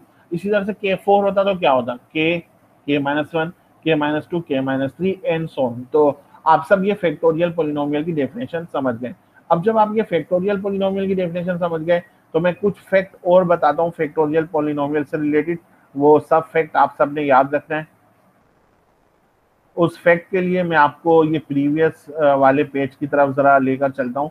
देखें आप सब ये याद रखिएगा, और ये चीजें जो है ना मैं आपको यानी विदाउट प्रूफ बता रहा हूँ, मगर विदाउट प्रूफ बताने के लिए भी मैं आपको इसको लॉजिकली समझाऊंगा तो आप समझिएगा, अदरवाइज इन सब चीजों की तो प्रूफ है, मगर आप सब अगर इस तरह से मैं जो एक्सप्लेन कर रहा हूँ आप इस तरह से अगर समझेंगे तो आपको ये वाली चीजें याद रहेंगी। देखें अब आप सब नोट करें, इस टेबल का नाम मैंने क्या लिखा है, table for differences of factorial polynomial kn, table for differences of factorial polynomial kn। देखें आप सब मुझे बताएं, यहाँ मैंने क्या लिखा है, derivative of xn। Derivative of xn का मतलब अब मुझे आप सब बताएं, देखें बताएं, dxn का मतलब क्या होगा, first order derivative xn। xn का डेरिवेटिव कितना होता है, इंटर से आप सब जानते हैं n x की पावर n-1। मगर अगर मैं d स्क्वायर xn कर दूं तो फिर क्या आएगा, उसको इसी को दोबारा डिफरेंशिएट कर दें तो क्या बनेगा, n-1 x की पावर n-2। अगर d3 xn कर दूं तो क्या बनेगा, n-1 n-2 x की पावर n-3। मगर अगर मैं इसको n टाइम डिफरेंशिएट करूंगा तो ये पता है, देखें देखें ये फैक्ट चल कैसे रहा है, ये n-1 n-2। इसी तरह से आप इमेजिन करें कि जब आप इसको n टाइम डिफरेंशिएट करेंगे तो क्या होगा, ये n जो है कम होते होते यू बनेगा, n-1 n-2 n-3, फिर 5 4 3 2 1, और वो एक्चुअली क्या बन जाएगा, n फैक्टोरियल बन जाएगा, n फैक्टोरियल। तो देखें याद रखिएगा, जब भी xn को n टाइम डिफरेंशिएट करेंगे तो वो कितना बनेगा, n फैक्टोरियल बनेगा। मसलन चले मैं आपको पेन पर लेकर चलता हूँ, आप सब मुझे जरा पेन पर चलकर ये फैक्ट बताइएगा।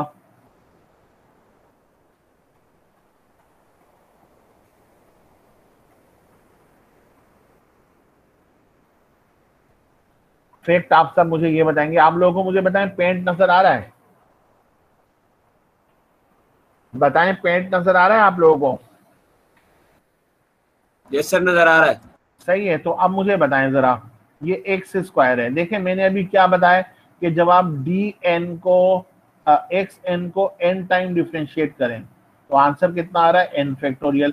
तो मुझे बताएं अगर मैं एक्स स्क्वायर को 2 टाइम डिफरेंशिएट करूंगा तो आंसर कितना आएगा, 2 फैक्टोरियल। तो इसको प्रूव करते हैं, बताएं जब मैं पहले इसको d से डिफरेंशिएट करूंगा आंसर कितना आएगा, बताएं 2x आएगा। बताएं जब मैं d स्क्वायर करूंगा तो क्या आएगा, d स्क्वायर एक्स स्क्वायर कितना आएगा, 2 इंटू और x का डेरिवेटिव 1 हो जाएगा, आंसर कितना आएगा, 2 फैक्टोरियल। इन जनरल आप सब याद रखिएगा, अगर मैं लिखूं d3x3 आप सब समझ गए इसका आंसर कितना आएगा, 3 फैक्टोरियल। इसी तरह से dn xn का आंसर कितना आएगा, n फैक्टोरियल। मैं अब आप सबसे ये पूछता हूँ कि मुझे ये बताएं इसका आंसर कितना आएगा, dn प्लस 1 प्लस xn, इसका आंसर कितना आएगा ये बताएंगे। एक डेरिवेटिव अगर मैं ज्यादा कर दूं, देखें आप सब समझ गए कि ये बताएं ये n फैक्टोरियल क्या है, ये तो एक कांस्टेंट नंबर है। तो जब आप इस यानी असल में dn प्लस 1 का मतलब क्या है कि मैंने इस पूरी इक्वेशन को दोनों तरफ एक बार और डिफरेंशिएट किया है, तो जब आप इसको एक बार और डिफरेंशिएट करेंगे ये क्या बन जाएगा, dn प्लस 1, और n फैक्टोरियल का डेरिवेटिव कितना हो जाएगा, 0 हो जाएगा, क्योंकि n फैक्टोरियल तो एक कांस्टेंट है, एक नंबर है। तो तो अब इसका मतलब क्या हुआ, पहला फार्मूला क्या बना कि अगर दोनों की पावर सेम होगी तो उसी पावर का फैक्टोरियल आएगा, मगर अगर डेरिवेटिव की पावर 1 यूनिट भी ज्यादा होगी, डेरिवेटिव की पावर 1 यूनिट भी ज्यादा होगी तो उसका आंसर कितना हो जाएगा, 0। सिर्फ एक पावर नहीं बल्कि d की पावर अब कुछ भी हो जाए, यानी कि n प्लस मैं लिख दूं n प्लस k लिख दूं, n प्लस k और इसकी पावर x n ही लिख दूं, तो अब भी इसका आंसर कितना आएगा, 0, क्योंकि अब तो वो k यूनिट ग्रेटर हो गया। तो जब भी ऑपरेटर की पावर 1 यूनिट भी ग्रेटर हो गई इस x की पावर से तो आंसर कितना आना है, 0 आना है। तो जब आप सब ये वाले फैक्ट समझ गए तो अब हम टेबल की तरफ चलते हैं। तो देखें आप सब ने अब क्या सीखा कि अगर d की पावर 1 होगा xn तो फार्मूला क्या बनेगा n xn माइनस 1, और अगर d की पावर और x की पावर दोनों की पावर सेम आ गई तो पावर का फैक्टोरियल आएगा। मगर अगर डेरिवेटिव की एक पावर भी ग्रेटर हो गई तो आंसर कितना आएगा, 0 आएगा। तो ये 3 फार्मूलाज आप सबने याद रखने हैं। अगर पावर 1 होगी तो n xn माइनस 1 आएगा, वही इंटर वाला फार्मूला। पावर सेम हो गई तो पावर की फैक्टोरियल आएगा, और पावर 1 यूनिट भी ग्रेटर हो गई डेरिवेटिव की तो आंसर कितना आएगा, 0। तो जब आप ये समझ गए तो ऐसे ही हमारे पास डिफरेंसेस ऑफ के एन के भी फार्मूलाज होते हैं कि जब आप इस के एन को इस फॉरवर्ड डिफरेंस ऑपरेटर से अप्लाई करेंगे ना तो इसका आंसर देखिए ए से आएगा जैसे इसका आएगा। तो देखिए अब दो फार्मूलाज बनते हैं, या तो एच नॉट इक्वल टू 1 होगा या एच इज इक्वल टू 1 होगा। वैसे हम अपने सिलेबस में H is equal to 1 use करेंगे, मगर क्योंकि आपको ये जनरल फार्मूला भी मालूम होना चाहिए इसलिए मैंने बताने के लिए H is equal to not equal to 1 भी लिखा है, वरना हम यूज सिर्फ ये वाला जो सेंटर वाला कॉलम नजर आ रहा है ये यूज करेंगे। तो देखें जब आप इस फैक्टोरियल पॉलिनोमियल पर के एन पर डेल्टा अप्लाई करेंगे ना तो इसका इफेक्ट वैसे ही आएगा जैसे डेरिवेटिव का आएगा। तो देखिए इन सब चीजों का प्रूफ है और आप ये खुद भी प्रूफ कर सकते हैं क्योंकि मैंने डेल्टा की डेफिनेशन भी आपको बताई हुई है। तो डेल्टा की डेफिनेशन क्या होती है कि ये पहले क्या करता है, इंक्रीज और फिर क्या करता है, कॉपी करता है। तो अगर आप इंक्रीज कॉपी की डेफिनेशन अप्लाई करेंगे तो आप ये प्रूव कर लेंगे कि ये इसके इक्वल आएगा, मगर भारत में इस वक्त आपको विदाउट प्रूफ बता रहा हूँ। तो जब आप के एन पर डेल्टा अप्लाई करेंगे ना तो देखें यही वाला आंसर आएगा एन एक्स एन माइनस 1, मगर क्योंकि यहाँ पर एच नॉट इक्वल टू 1 है तो देखें ये आएगा एन एच के की पावर एन माइनस 1। मगर अगर एच 1 के इक्वल, क्योंकि इस वाले केस में 1 के इक्वल है, तो अब डेल्टा एन किसके इक्वल आएगा, एन की पावर के एन माइनस 1। देखें ये वाला फार्मूला और ये फार्मूला दोनों सेम है, बस फर्क इतना है यहाँ। शेयर नहीं हो रही। अच्छा स्क्रीन शेयर नहीं हो रही,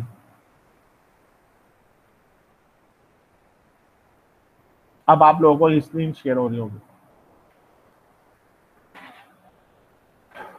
अच्छा तो देखें मैं आपको ये जरा फिर से बता दूं, देखें इस डेरिवेटिव वाले कॉलम से आपने 3 चीजें याद रखनी है। नंबर 1 कि अगर डेरिवेटिव की पावर 1 है तो फार्मूला क्या बनेगा, एन एक्स एन माइनस 1, और अगर दोनों की पावर सेम हो जाए ऑपरेटर की और एक्स एन की तो उसी पावर का फैक्टोरियल आएगा, और अगर ऑपरेटर की पावर 1 यूनिट भी ग्रेटर हो गई तो आंसर हमेशा 0 आएगा। ये 3 चीजें आपने याद रखनी है। अब जब ये याद रखनी है आपने, ये डेरिवेटिव की फार्मूला तो आप सब जानते हैं पहले से और आई होप कि ये चीजें आपको पहले से भी आती होंगी।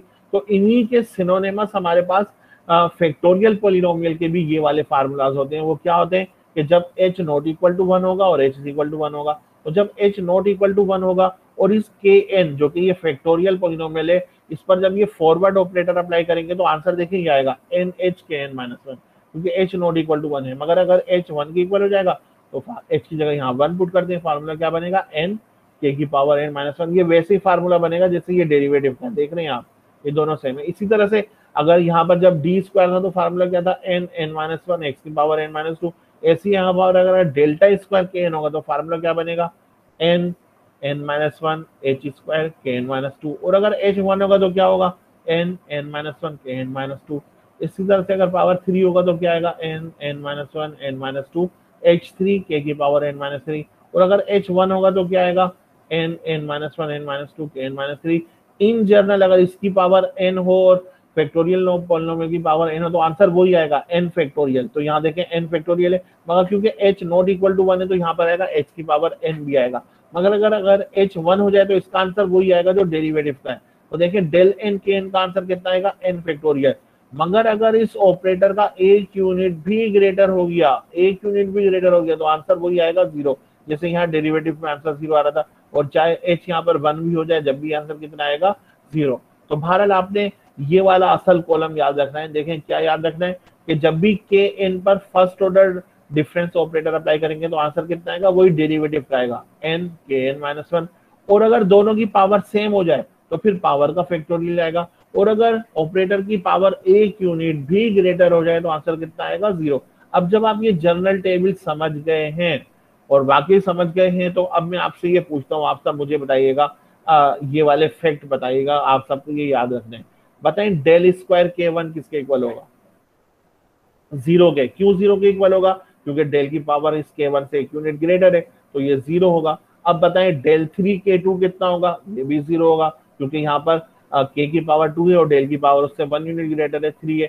इसी तरह से डेल 4 के 3 कितना होगा, ये भी 0 होगा क्योंकि उसकी पावर 1 यूनिट ग्रेटर है। अब यहाँ देखें ये है डेल स्क्वायर के स्क्वायर, क्योंकि दोनों की पावर सेम है तो पावर का फैक्टोरियल आ जाएगा 2 फैक्टोरियल। ये है डेल 3 के 3, तो अब क्या आ जाएगा 3 फैक्टोरियल। ये है डेल 4 के 4, दोनों की पावर सेम है तो पावर का फैक्टोरियल आएगा। अब ये क्या है मगर डेल्टा के 2, ये है डेल्टा के 2, तो अभी क्या बनेगा, वही डेरिवेटिव वाला फार्मूला बनेगा n k की पावर n-1। तो देखिए क्या आएगा 2 k की पावर 1, और ये क्या है डेल्टा के 3, तो क्या आएगा 3 k की पावर 2, डेल्टा के 4 तो कितना आएगा 4 k की पावर 3। तो आप सब आई होप ये फैक्ट अब समझ गए होंगे। अब जब आप ये सब फैक्ट समझ गए हैं तो मुझे ये चीजें इवेल्युएट करना, अगर आप सब ये इवेल्युएट समझ लेंगे तो फिर आपको केस नंबर 3 भी आसानी से समझ में आ जाएगा।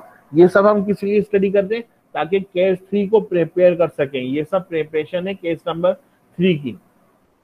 तो आप सब आ जाएं, मुझे ये एक्सप्रेशन को इवेल्युएट करना है। तो देखें, याद रहे ये डेल्टा ऑपरेटर किस पर अप्लाई हो रहा है, ये फैक्टोरियल पोलिनोमियल है। देखें फैक्टोरियल पोलिनोमियल की नोटेशन क्या होता है, के की पावर में ब्रैकेट n होता है, मगर अगर सिर्फ के लिखा हो तो ये ऑर्डिनरी पोलिनोमियल है, ये आपका ऑर्डिनरी पोलिनोमियल है। जबकि ये वाले जब उसकी पावर में ब्रैकेट लिखा हो, जैसे यहाँ सब ब्रैकेट है, तो ये फैक्टोरियल पोलिनोमियल है। तो याद रखिएगा डेल्टा सिर्फ फैक्टोरियल पोलिनोमियल पर अप्लाई होता है, ऑर्डिनरी पोलिनोमियल पर अप्लाई नहीं होता। तो देखिए मैंने यहाँ जितने भी ये फैक्ट लिखे हैं ये सब फैक्टोरियल पोलिनोमियल पर लिखे हैं, ऑर्डिनरी पोलिनोमियल पे थोड़ी लिखे हैं। ये जो मैंने फार्मूलाज आपको बताए हैं ये वाले, ये फैक्टोरियल पोलिनोमियल पर हैं, ये ऑर्डिनरी पोलिनोमियल के लिए नहीं है। तो मुझे यहाँ पर क्वेश्चन में क्या कह रहे हैं कि इस डेल्टा को ऑर्डिनरी पर अप्लाई करें, और ऑर्डिनरी पर तो मैं अप्लाई नहीं कर सकता, जिसका मतलब ये हुआ कि पहले मुझे इस ऑर्डिनरी को किस में कन्वर्ट करना होगा, फैक्टोरियल में, फिर मैं इसको सॉल्व कर सकूंगा। तो देखिए मुझे आप सब, अभी मैंने आपके सामने ये फैक्टोरियल पोलिनोमियल की डेफिनेशन लिखी है, बताएं आप सब देखें, बताएं जब h 1 के इक्वल होता है तो k1 किसके इक्वल होता है, k के, और फिर k2 किसके इक्वल होता है, k माइनस 1, जिसका मतलब क्या होगा कि k2 किसके इक्वल होगा, k स्क्वायर माइनस k। फिर k3 किसके इक्वल होता है, k माइनस 1 k माइनस 2। बहरहाल इस वक्त मुझे आपको k2 दिखाना था, देखें इस k2 को गौर से, किसके इक्वल है, k स्क्वायर माइनस k के। इसका मतलब ये है इस एक्सप्रेशन में k स्क्वायर माइनस k की जगह मैं k2 लिख सकता हूं, क्योंकि मैं डेल्टा तो इस पर डायरेक्ट अप्लाई नहीं कर सकता अंटिल कि ये फैक्टोरियल पोलिनोमियल में बन जाए। तो इसकी जगह मैंने k2 लिख दिया, मगर अब जब k2 लिख दिया तो इसकी पावर 1 है, तो पावर 1 वाला वही डेरिवेटिव वाला फार्मूला बनेगा, क्या बनेगा 2 की पावर 2 इंटू k की पावर 1, और k की पावर 1 किसके इक्वल होता है, k के इक्वल ही होता है। तो आंसर हमारा 2k आ गया। आई होप कि आप समझ गए। इसी तरह से नेक्स्ट देखें डेल्टा 9k स्क्वायर। देखें आप सबको मालूम है ना डेल्टा लीनियर ऑपरेटर है, और लीनियर ऑपरेटर का मतलब क्या होता है कि वो कांस्टेंट को कुछ भी नहीं कहते, कांस्टेंट को आउटसाइड कर देते हैं, कांस्टेंट को उसने आउटसाइड कर दिया। और डेल्टा k स्क्वायर, मगर ये जो k स्क्वायर है ये तो ऑर्डिनरी पोलिनोमियल है, ये डेल्टा डायरेक्टली इस k स्क्वायर पे अप्लाई नहीं हो सकता, क्योंकि दिस इज ऑर्डिनरी पोलिनोमियल। तो इसका मतलब है पहले इस ऑर्डिनरी को मुझे फैक्टोरियल में कन्वर्ट करना है, जब मैं फैक्टोरियल में कन्वर्ट कर लूंगा फिर मैं डेल्टा अप्लाई कर सकता हूँ, डायरेक्टली अप्लाई नहीं कर सकता। तो मैंने क्या किया, k स्क्वायर में देखिए माइनस के प्लस के ऐड कर दिया, मगर ऐड करने का बेनिफिट क्या हुआ, ये क्या चीज है, k स्क्वायर माइनस के, दिस इज k2। ये देखें k2 और k है तो k को मैं क्या लिख सकता हूँ, k1, क्योंकि k1 किसके इक्वल होता है, k के। अब मैं डेल्टा अप्लाई कर सकता हूँ, तो मैंने अब डेल्टा दोनों पर अप्लाई कर दिया, डेल्टा k2 डेल्टा k1।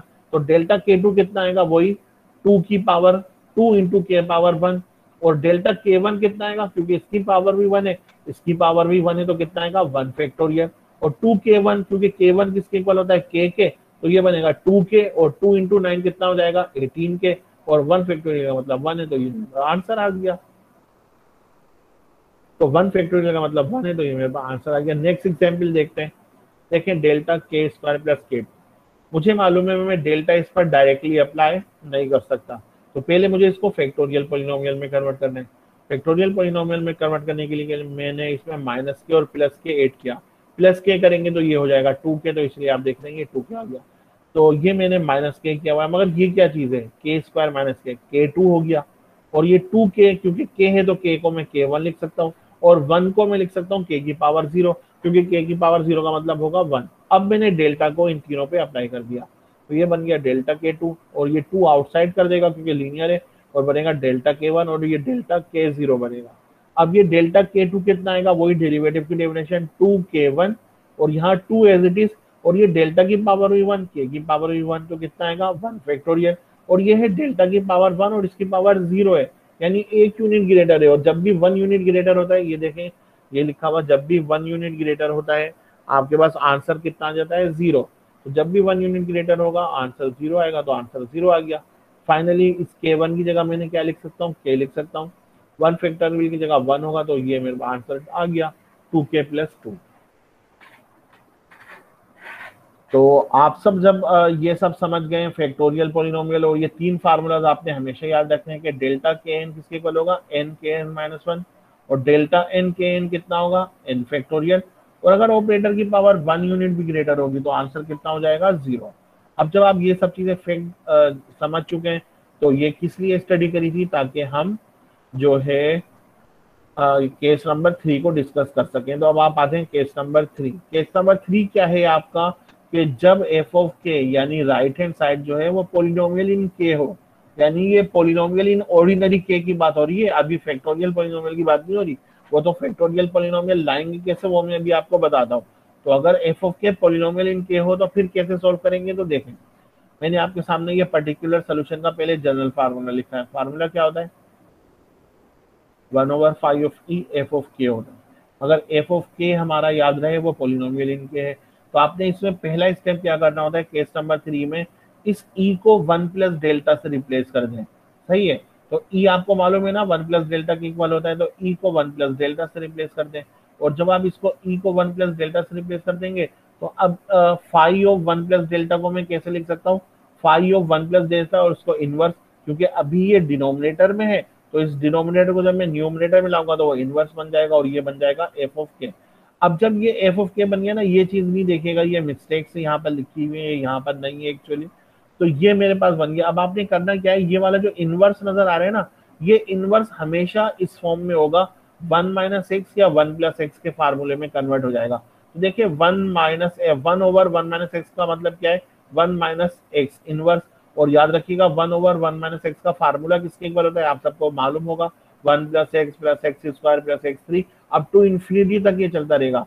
और ये बस अगर प्लस कर दें 1/1 + x यानी 1/1 + x की पावर इनवर्स, तो अब फार्मूला क्या बनेगा, 1 - x + x² - x3 and so on. यानी अब टर्म्स में ऑल्टरनेट पॉजिटिव नेगेटिव आएगा। तो देखिए माइनस के फार्मूले में ऑल टर्म्स पॉजिटिव है, अगर प्लस के फार्मूले में plus minus and so on, मगर फार्मूला सेम है कि 1 + x² + x3 + x4। बस ये है कि प्लस के फार्मूले में ऑल्टरनेट पॉजिटिव नेगेटिव होते हैं और माइनस में ऑल टर्म्स पॉजिटिव होती है। तो आपने करना क्या है मैं आपको ये बताऊं, जब भी f ऑफ k पॉलिनोमियल होगा तो आप पहला स्टेप ये करेंगे, e को 1 + डेल्टा से रिप्लेस करेंगे, फिर इस रिजल्ट को आप इनवर्स की फॉर्म में लिखेंगे। और जब भी इनवर्स की फॉर्म में लिखेंगे तो थर्ड स्टेप क्या होगा कि वो इन दोनों में से कोई एक फार्मूला बन जाएगा, या तो 1 - x बनेगा या 1 + x बनेगा। 1 - x में ऑल टर्म्स पॉजिटिव आएंगी, 1 + x में पॉजिटिव नेगेटिव चलेंगी। बहरहाल आप क्या करेंगे, इस वाले इनवर्स वाले फार्मूले को इन दोनों में से किसी एक फार्मूले से एक्सपेंड कर देंगे। जब आप एक्सपेंड कर देंगे तो वो असेंडिंग पावर इन डेल्टा होगा। असेंडिंग पावर इन डेल्टा का मतलब ये है कि वो डेल्टा की पावर 0, डेल्टा की पावर 1, 2, 3 अप टू इंफिनिटी तक जा रहा होगा। तो आप क्या करेंगे, जब आप इस इनवर्स को, इस वाली टर्म को इन दो फार्मूलाज में से किसी एक फार्मूला से एक्सपेंड कर देंगे in ascending power of delta, तो जब फिर आप क्या करेंगे, मगर ये नोट करें यहाँ पर तो ये f ऑफ k गिवन होगा, और ये f ऑफ k क्या चीज होगा, ये तो पोलिनोमियल इन k होगा। तो ये वाली पूरी चीज तो डेल्टा की सीरीज की फॉर्म में होगा, और डेल्टा आपको मालूम है सिर्फ फैक्टोरियल पोलिनोमियल पर अप्लाई होता है, वो ऑर्डिनरी पोलिनोमियल पर अप्लाई नहीं हो सकता। तो आप क्या करेंगे, इस f ऑफ k को जो कि ऑर्डिनरी पोलिनोमियल इन k में होगा, आप इसको पहले फैक्टोरियल पोलिनोमियल में कन्वर्ट कर लेंगे। फिर क्यों करेंगे फैक्टोरियल पोलिनोमियल, वो सीरीज डेल्टा की सीरीज होगी और डेल्टा सिर्फ फैक्टोरियल पोलिनोमियल पर होगा। बहरहाल फिर आप क्या करेंगे, इस डेल्टा को, चूंकि आप इसको फैक्टोरियल पोलिनोमियल में कन्वर्ट कर चुके होंगे, आप इस डेल्टा को इस फैक्टोरियल पोलिनोमियल पर अप्लाई कर लेंगे और वही 3 फार्मूला यूज कर लेंगे जो मैंने आपको बताया कि पहला फार्मूला डेल्टा के एन एन के एन माइनस 1 ये यूज करेंगे, दोनों की पावर सेम हो तो पावर का फैक्टोरियल, आंसर कितना आएगा 0। तो ये तीनों फार्मूलाज आप यूज कर लेंगे और आप सॉल्व कर लेंगे तो आपके पास आंसर आ जाएगा। और फिर वो जो आंसर आएगा वो फैक्टोरियल पोलिनोमियल में होगा, उस फैक्टोरियल पोलिनोमियल को दोबारा ऑर्डिनरी पोलिनोमियल में कन्वर्ट कर देंगे। जैसे यहाँ पर देखिए हमने क्या किया था, पहले ऑर्डिनरी पोलिनोमियल को फैक्टोरियल पोलिनोमियल में कन्वर्ट किया और फिर जो आंसर आया उस आंसर को दोबारा ऑर्डिनरी में कन्वर्ट कर लिया। यही काम आप यहाँ पर करेंगे। और जैसे ही आप फैक्टोरियल पोलिनोमियल को ऑर्डिनरी में कन्वर्ट करेंगे आपको पर्टिकुलर सोल्यूशन पता चल जाएगा। हम एग्जाम्पल करते हैं, 2 एग्जाम्पल करेंगे, आपको ये क्लियर हो जाएगा। देखें तो मैं रिपीट कर दूं केस नंबर 3 फिर से। देखें आपने करना क्या है, ये पर्टिकुलर सोल्यूशन का मैंने जनरल फार्मूला लिखा है और आपका एफ ऑफ के याद रहे वो पोलिनोमियल इन के होगा। पहला स्टेप ये है, ई को 1 प्लस डेल्टा से रिप्लेस करेंगे और फिर इस एक्सप्रेशन को इनवर्स की फॉर्म में लिखेंगे। जब आप सेकेंड स्टेप इनवर्स की फॉर्म में लिखेंगे, थर्ड स्टेप ये होगा कि ये इनवर्स की फॉर्म में लिखेंगे तो इन दो में से कोई एक फार्मूला बनेगा, वो फार्मूला इस पर अप्लाई कर देंगे। फोर्थ स्टेप ये होगा कि आप इस एफ ऑफ के को, जो कि ऑर्डिनरी पोलिनोमियल होगा, फैक्टोरियल पोलिनोमियल में कन्वर्ट कर लेंगे। क्यों कर लेंगे? क्योंकि यहाँ पर सिर्फ डेल्टा की सीरीज होगी और डेल्टा सिर्फ फैक्टोरियल पोलिनोमियल पे अप्लाई होता है। तो जब ये फैक्टोरियल पोलिनोमियल पे अप्लाई हो बन जाएगा तो आप इसको डेल्टा पर ऑपरेट कर लेंगे और जब डेल्टा से ऑपरेट कर लेंगे वही 3 फार्मूलाज ऊपर वाले यूज कीजिएगा तो आपके पास आंसर फैक्टोरियल में आ जाएगा और उन फैक्टोरियल पोलिनोमियल को दोबारा ऑर्डिनरी में कन्वर्ट कर लीजिएगा तो आपको पर्टिकुलर सोल्यूशन पता चल जाएगा। फाइनली जनरल सोल्यूशन कैसे लिखेंगे? Homogeneous solution plus particular solution. तो अब हम जो है एग्जाम्पल की तरफ आते हैं। देखें ये एग्जाम्पल नंबर 1 आपको नजर आ रही है, वाई के प्लस 2 माइनस 4y के 9k स्क्वायर। देखिए इस 9k स्क्वायर को देखते ही आप समझ गए कि ये थर्ड केस है, पोलिनोमियल केस है, क्योंकि पहला केस एक्सपोनेंशियल था, दूसरा साइन कोसाइन था और ये है पोलिनोमियल। तो अब देखिए इसको पोलिनोमियल को सोल्व करने के लिए सबसे पहले आप इसका होमोजीनियस सोल्यूशन फाइंड करेंगे। बताएं इसका होमोजीनियस सोल्यूशन फाइंड करेंगे तो इसका ऑपरेटर फॉर्म क्या बनेगा? ई स्क्वायर माइनस 4y के is equal to 9k square. फिर इसकी ऑक्सिलरी इक्वेशन फाइंड करेंगे तो ऑक्सिलरी इक्वेशन क्या बनेगी? M square minus 4 is equal to 0 और एम किसके इक्वल आ जाएगा? क्योंकि एम स्क्वायर माइनस 4 0 है तो हमें आएगा प्लस माइनस 2। तो एम प्लस माइनस 2 आएगा तो होमोजीनियस सोल्यूशन क्या बनेगा? वाई के C1 2k plus C2 minus 2 की पावर के। तो C2 माइनस 2 की पावर के, ये हमारा होमोजीनियस सोल्यूशन आ गया। बहरहाल अगर ये रेड कलर में आपको इतना क्लियर नहीं भी नजर आ रहा है तो होमोजीनियस सोल्यूशन फाइंड करना तो बहुत आसान है। फर्ज करें आप इसका होमोजीनियस सोल्यूशन फाइंड कर लेते हैं, वो तो ये आएगा, वो आप खुद ही इसी तरह से फाइंड कर लेंगे। अब असल मुझे तो आपको पर्टिकुलर सोल्यूशन फाइंड करना बताना था। अब देखिए मैं आपको पर्टिकुलर सोल्यूशन एक्सप्लेन करता हूँ।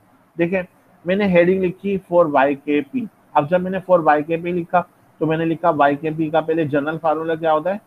1/5 ऑफ ई एफ ऑफ के। मगर 5 ऑफ ई किसके इक्वल है? इस एग्जाम्पल में ये लिखा हुआ ई स्क्वायर माइनस 4 और एफ ऑफ के किसके इक्वल है? 9k square.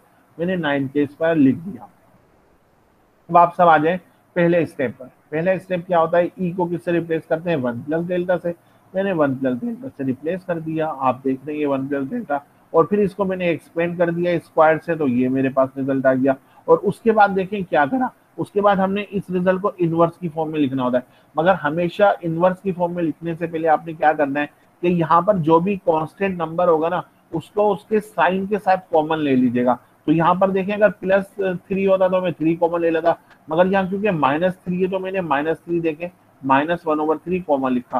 तो जब मैं -1/3 कॉमन लूंगा तो क्या बन जाएगा? -3 की जगह 1 आ जाएगा और ये वाली पूरी टर्म -3 से डिवाइड हो गई, आप देख रहे हैं। और फिर इस रिजल्ट को मैंने इनवर्स की फॉर्म में लिख दिया 1 माइनस, और ये वाला जो हमारे पास था यानी ये वाला देखें, ये -1/3 कॉमन लिया, ये 3 और ये 9 कैंसिल हो गए, तो कैंसिल होकर यहाँ पर सिर्फ 3 रह गया।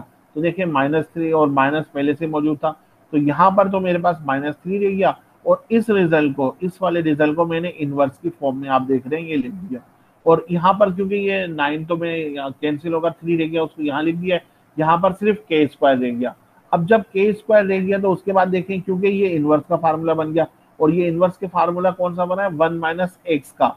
और 1 - x के फार्मूले में हर टर्म क्या होती है? ईच टर्म क्या होती है? पॉजिटिव होती है। और फार्मूला क्या होता है? 1 + x + x² + x3 and so on. तो मैंने क्या किया, इसको, ये x है हमारे पास x, तो मैंने इसको एक्सपेंड कर दिया 1 + x + x² and so on. Further अब मुझे क्या करना है? इस ऑर्डिनरी पोलिनोमियल को फैक्टोरियल में कन्वर्ट करना है। क्यों फैक्टोरियल में कन्वर्ट करना है? क्योंकि ये डेल्टा सिर्फ फैक्टोरियल पर अप्लाई होता है। तो आप देखिए इसको फैक्टोरियल में कन्वर्ट करने के लिए मैंने क्या किया कि k स्क्वायर में मैंने माइनस के और प्लस के ऐड किया, और जैसे ही माइनस के और प्लस के ऐड किया ये क्या चीज बन गया बताएं? k स्क्वायर माइनस k किसके इक्वल होता है? k2 के इक्वल होता है। और k किसके इक्वल होता है? k1 के इक्वल होता है। तो ये मैंने लिख दिया। अच्छा उसके बाद देखें, जब मैंने ये इस तरह से ब्रेक कर दिया, अब मैंने फिर क्या किया,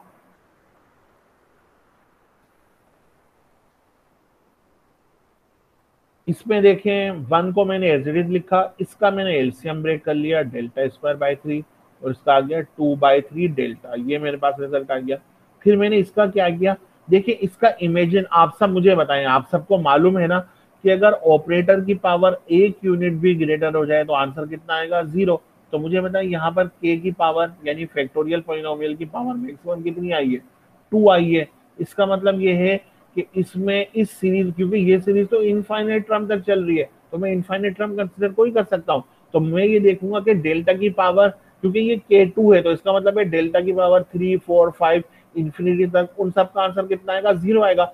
सिर्फ 2 तक तो आंसर नॉन 0 आएगा, मगर डेल्टा की पावर 3, 4 तक, इसका मतलब ये है कि मुझे देखे मैंने यहाँ लिखा हुआ ये रेड कलर से, ignoring delta 3 in higher order, क्या लिखा है, ignoring delta 3 in higher order power of delta we get. तो आपने क्या करना है, आप डेल्टा 3 और हायर ऑर्डर को इग्नोर कर दें क्योंकि उन सबका तो आंसर 0 आएगा, तो सिर्फ डेल्टा स्क्वायर की टर्म तक लिखें। तो आप इस वाली टर्म को देखें, इसके न्यूमरेटर को देखें, सिर्फ इसके न्यूमरेटर में क्या आएगा, a प्लस बी का होल स्क्वायर। तो बताएं a स्क्वायर में कितनी टर्म आएगी, डेल्टा 4, और डेल्टा 4 से 0 आएगा इसलिए वो लिखने की जरूरत नहीं है। फिर बताएं 2ab वाली टर्म में डेल्टा की पावर कितनी आएगी, 3, उसको भी हमने इग्नोर करना है। मगर जो बी स्क्वायर वाली टर्म होगी वो बी स्क्वायर क्या बनेगा, 4/9 डेल्टा स्क्वायर, इसलिए देखें मैंने लिखा है 4/9 डेल्टा स्क्वायर। और यकीनन इसके बाद तो फिर इस टर्म की पावर कितनी आएगी, 3 आएगी। तो इस टर्म की जब पावर 3 आएगी तो उसमें तो डेल्टा की पावर एटलीस्ट वो 3 से स्टार्ट होगा, और उसके बाद जितनी भी टर्म्स होंगी वो सबके सब 3 से ग्रेटर आएंगी, तो इसलिए उनका तो डिफरेंस 0 होगा, उनको लिखने की जरूरत नहीं है। इसलिए इस वाली टर्म से मैंने सिर्फ बी स्क्वायर वाली टर्म लिखा, और बी स्क्वायर कितना होगा, 4/9 डेल्टा स्क्वायर। उसके बाद मैंने क्या किया, ये डेल्टा स्क्वायर इनकी पावर्स को 8 कर लिया है, ये मैंने लिखा। अब फिर मैं अब क्या करूंगा, इस k2 प्लस k1 को 1/1 इनसे मल्टीप्लाई किया। जब 1 से मल्टीप्लाई करेंगे तो ये मैंने एज इट इज लिख दिया, और ये देखें 2/3 एज इट इज लिखा। आप बताएं जब ये वाला डेल्टा k2 पर अप्लाई होगा तो कितना आएगा, 2k1, और जब ये डेल्टा k1 पर अप्लाई होगा, क्योंकि दोनों की पावर सेम है, 1 है, तो कितना आएगा, 1 फैक्टोरियल प्लस फिर क्या आएगा, 7/9 एज इट इज आएगा। और ये जब डेल्टा स्क्वायर k2 पर अप्लाई होगा तो आंसर कितना आएगा, 2 फैक्टोरियल। और जब k1 पर अप्लाई होगा, क्योंकि इसकी पावर 1 यूनिट ग्रेटर है, तो कितना आएगा, 0। ये देखें रेड कलर में 0 लिखा है। अब उसके बाद मुझे क्या करना है, इनको दोबारा ऑर्डिनरी में कन्वर्ट करना है।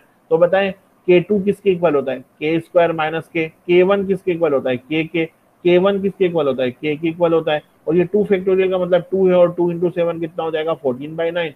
इन सब का आप सम कर लेंगे, k और k कैंसिल हो गए, तो ये मेरे पास सोल्यूशन आ गया।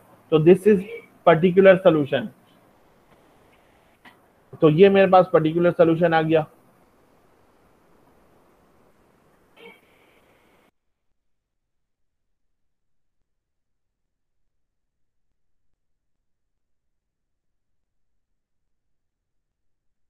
ये देख रहे हैं कि ये मेरे पास सोल्यूशन आ गया। तो फाइनली मैं क्या करूंगा, जनरल सोल्यूशन कैसे लिखूंगा, homogeneous solution plus particular solution. तो ये होमोजीनियस सोल्यूशन था और ये वाला पर्टिकुलर सोल्यूशन। तो आई होप कि आप लोगों को ये एग्जाम्पल समझ में आ गई होगी। अभी हम दूसरी एग्जाम्पल भी करते हैं, ये जरा सा डिफिकल्ट है मगर ये है वही विद रिस्पेक्ट टू अंडरस्टैंडिंग, तो इसका मेथड ऑब्वियस है। देखिए मैं एग्जाम्पल 2 करता हूँ, आपको और ज्यादा ये क्लियर हो जाएगा। एग्जाम्पल 2 के बाद फिर क्वेश्चन आंसर सेक्शन करते हैं, तो आप सब पूछ लीजिएगा, कोई चीज रिपीट करना हो तो मैं रिपीट कर दूंगा, तो आप सब मुझे बताइएगा। अब देखें एग्जाम्पल नंबर 2, पहले मुझे इसका होमोजीनियस सोल्यूशन फाइंड करना है। होमोजीनियस के लिए मैंने इसकी क्या लिखा है, ऑपरेटर फॉर्म लिखा है। इसकी ऑपरेटर फॉर्म बताएं यहाँ से क्या बनेगा, E square minus 5e plus 6 और कॉमन में y के आ जाएगा, और राइट हैंड साइड पे ये लिखा है, और ये पॉलिनोमियल है, मैं समझ गया ये केस नंबर 3 है। फिर ये ई स्क्वायर माइनस 5e, इसका मैंने क्या करा, ऑक्सिलरी इक्वेशन लिखी, तो ये आ गया M square minus 5m plus 6 is equal to 0। ये क्वाड्रेटिक इक्वेशन है, इसके रूट्स मैंने फाइंड कर लिए, वो आ गए 2, 3। रूट्स की नेचर क्या है, डिस्टिंक्ट एंड रियल है, तो सोल्यूशन होमोजीनियस सोल्यूशन कैसे लिखेंगे, y के H c1 2k c3 3k, ये मेरे पास आ गया होमोजीनियस सोल्यूशन। अब आप आते हैं पर्टिकुलर सोल्यूशन पर। पर्टिकुलर सोल्यूशन का जनरल फार्मूला क्या होता है, 1/5 ऑफ ई एफ ऑफ के। बट व्हाट इज 5 ऑफ ई, देखेंगे ये रहा 5 ऑफ ई, ये लिखा हुआ ई, ये है 5 ऑफ के, और एफ ऑफ के कितना है, के स्क्वायर प्लस के प्लस 1। इस एफ ऑफ के की जगह मैंने के स्क्वायर प्लस के प्लस 1 ये लिख दिया है, आप ये देख रहे हैं लिखा। अच्छा अब बताएं पहला स्टेप क्या होता है। पहला स्टेप ये होता है कि ई को 1 + डेल्टा से रिप्लेस करते हैं, मैंने 1 + डेल्टा से रिप्लेस कर दिया और ये, और फिर इनको ये सिंप्लीफाई कर दिया, ये रिजल्ट आ गया। फिर क्या करते हैं कि यहाँ पे जो भी कांस्टेंट होता है ना उसको 1 बनाते हैं, ताकि आप 1 + x या 1 - x का फार्मूला अप्लाई कर सकें। और मैंने आपको मेथड ये बताया था, यहाँ पे जो भी कांस्टेंट होता है उसको उसके साइन के साथ कॉमन लेते हैं। तो यहाँ पर प्लस है तो मैं प्लस साइन कॉमन लूंगा, अगर माइनस होता तो माइनस साइन के साथ में कॉमन लेता। बहरहाल मैंने 1/2 कॉमन लिखा, तो देखें क्या होगा, 1/2 की जगह यहाँ आएगा, इसकी जगह आएगा 1, और ये वाली पूरी टर्म देखें, ये लिखा 1, ये आ गया रेड कलर से 1, और ये वाली पूरी टर्म किससे डिवाइड हो जाएगी, 2 से, और ये k² + k+1 ये लिखा है। फिर मैंने इसको इनवर्स की फॉर्म में लिख दिया, इसको इनवर्स की फॉर्म में, ये देखें ये इनवर्स की फॉर्म में लिख दिया, और ये 1/2 मैंने एज इट इज लिखा, और ये k² + k as it is लिखा। तो अब देखें ये 1 + delta square minus 3 delta y2 -1, अब ये कौन सा सीरीज बन गया, 1 + x की सीरीज बन गई, और 1 + x की सीरीज में टर्म्स पॉजिटिव नेगेटिव होती है। तो देखिए सीरीज क्या बनती है, 1 - x + x² - x3 and so on. सही है, तो ये हमारे पास 1 - x + x² - x3 and so on ये बन गया। अच्छा उसके बाद हमने, क्योंकि ये ऑर्डिनरी पोलिनोमियल है, इस ऑर्डिनरी पोलिनोमियल को मैंने फैक्टोरियल में कन्वर्ट किया। फैक्टोरियल में कन्वर्ट करने के लिए क्या किया, इसमें माइनस के और प्लस के ऐड कर दिया, तो प्लस के ऐड करेंगे ये बन जाएगा 2k। अच्छा, और उसके बाद ये बताएं k² - k किसके इक्वल होता है, k² - k k2 के इक्वल होता है। ये k है तो किसके इक्वल होता है, k1 के, और ये 1 है तो 1 की जगह 1 रहने दें, या k की पावर 0 भी लिख सकते हैं, तो k की पावर 0 लिख दिया। अब देखें बताएं इस फैक्टोरियल पोलिनोमियल में मैक्सिमम पावर कितनी आ रही है, 2 आ रही है। इसका मतलब है कि इस इनफाइनाइट सीरीज में भी मैं डेल्टा की मैक्सिमम पावर कंसिडर करूंगा, क्योंकि 3 4 5 उन सब का डिफरेंस k2 से कितना आएगा, 0 आएगा, इसलिए उन टर्म्स को मुझे कंसिडर करने की जरूरत नहीं है। इसलिए देखिए मैंने क्या लिखा है, ignoring delta 3 and higher order power of delta we get. तो मैं अब डेल्टा 3 और हायर ऑर्डर को इग्नोर कर दूंगा। अच्छा अब आप देखिए मैंने कैसे लिखा, पहली वाली टर्म में तो डेल्टा² / 2 एलसीएम जस्ट मैंने ब्रेक कर दिया ये दोनों। इस वाली टर्म में देखिए वही a - b का फार्मूला अप्लाई करें, तो जब a - b का यहाँ फार्मूला अप्लाई करेंगे तो a² में डेल्टा की पावर 4 आएगी, इग्नोर कर दें। 2ab वाली टर्म में भी डेल्टा की पावर 3 आएगी, उसको भी इग्नोर कर दें। जो b² वाली टर्म होगी वो क्या होगी, 9/4 डेल्टा²। तो देखिए वही लिख दिया 9/4 डेल्टा²। फिर मैंने इनको डेल्टा² का मैंने सम कर लिया है, आप देख रहे हैं। तो ये मैंने सम कर लिया तो ये वाला रिजल्ट आ गया, और ये मेरे पास फैक्टोरियल पोलिनोमियल में कन्वर्ट हो गया। फिर मैंने क्या किया, इनको इससे मल्टीप्लाई कर दिया, 1 से मल्टीप्लाई करेंगे तो ये एज इट इज लिखा हुआ है। फिर मैंने 3/2 एज इट इज लिखा। अब मैं डेल्टा को इन सब पर k2 का आंसर कितना आएगा, 2k1। बताएं डेल्टा 2 तो देखें एज इट इज लिखा है, और डेल्टा k1 का मतलब आएगा 1 फैक्टोरियल। मगर जब ये डेल्टा 1 पर अप्लाई होगा, क्योंकि 1 का मतलब k की पावर 0 है और इसकी पावर 1 है, तो एक पावर क्योंकि ग्रेटर है तो आंसर कितना आएगा, 0, इसलिए आप देखें रेड कलर से 0 लिखा है। फिर इसका क्या आएगा, 7/4, और डेल्टा² k2 का आंसर कितना आएगा, 2 फैक्टोरियल, और डेल्टा² k1 का आंसर कितना आएगा, 0, क्योंकि डेल्टा की पावर 1 यूनिट ग्रेटर है, और डेल्टा² 1 का इसका आंसर भी कितना आएगा, 0। तो ये मेरे पास रिजल्ट आ गया। और उसके बाद देखें ये k2 + 2k1 + 1 ये मेरे पास रिजल्ट है। अब मुझे कन्वर्ट ऑर्डिनरी में, देखें इसके इक्वल था ना, इस रिजल्ट को जब हमने ऑर्डिनरी को फैक्टोरियल में कन्वर्ट किया तो वो इसके इक्वल आया। तो अब इसी की जगह मैं दोबारा ये लिख सकता हूँ, तो मैंने दोबारा उसकी जगह ये लिख दिया। आप चाहे तो यूं भी कर सकते थे कि k2 की जगह क्या लिखते, k2 - k, k1 की जगह क्या लिखते, k, और 1 की जगह 1 लिखते, जब भी आंसर यही आ जाता। बहरहाल इसकी जगह मैंने डायरेक्ट ये लिख दिया, और यहाँ पर भी k1 की जगह k लिख दिया, और ये 2 फैक्टोरियल और 7 × ये कितना, ये 4 से मगर वो कैंसिल हो गया, और फिर मैंने इन सब का सम कर लिया। तो आप देख रहे हैं ये मुझे पर्टिकुलर सोल्यूशन मिल गया। तो ये मेरे पास पर्टिकुलर सोल्यूशन आ गया। फाइनली जनरल सोल्यूशन कैसे लिखेंगे, homogeneous solution plus particular solution. तो देखें ये हमारे पास क्या था, ये होमोजीनियस सोल्यूशन था। इस होमोजीनियस सोल्यूशन का और पर्टिकुलर सोल्यूशन का मैंने सम कर लिया, तो ये मुझे जनरल सोल्यूशन पता चल गया। तो ये आप देख रहे हैं मुझे जनरल सोल्यूशन पता चल गया है। तो अब आप में से अगर किसी को ये केस क्योंकि जरा सा डिफिकल्ट है, कोई बात पूछनी है, कोई चीज रिपीट करनी है, मुझे बताएं, वरना फिर मैं आगे चलता हूँ। अभी याद रहे मेरे पास 11 मिनट हैं, तो मैं अभी और आगे चल रहा हूँ। आप सब, क्योंकि अब हाँ, ये चैप्टर बस खत्म होने वाला है, इसका मतलब है सिलेबस भी आपका कंप्लीट होने वाला है। अच्छा, उससे पहले कि मैं आप लोग क्वेश्चन चलें जब तक सोचे, मैं आपको इस चैप्टर का ओवरव्यू बता दूं कि इस चैप्टर में यानी आपका सिलेबस बचा कितना है, क्योंकि स्टूडेंट मुझसे ये पूछते हैं कि सर अभी कितना कोर्स बाकी है। तो देखें, चैप्टर नंबर 6 तक तो आप सबको मालूम है, उसकी एक्सरसाइज भी आपने देखी। ये लास्ट चैप्टर है, सीक्वेंस वाइज देखा जाए तो चैप्टर 7 है, मगर एक्चुअली ये चैप्टर नंबर 3 है आपका।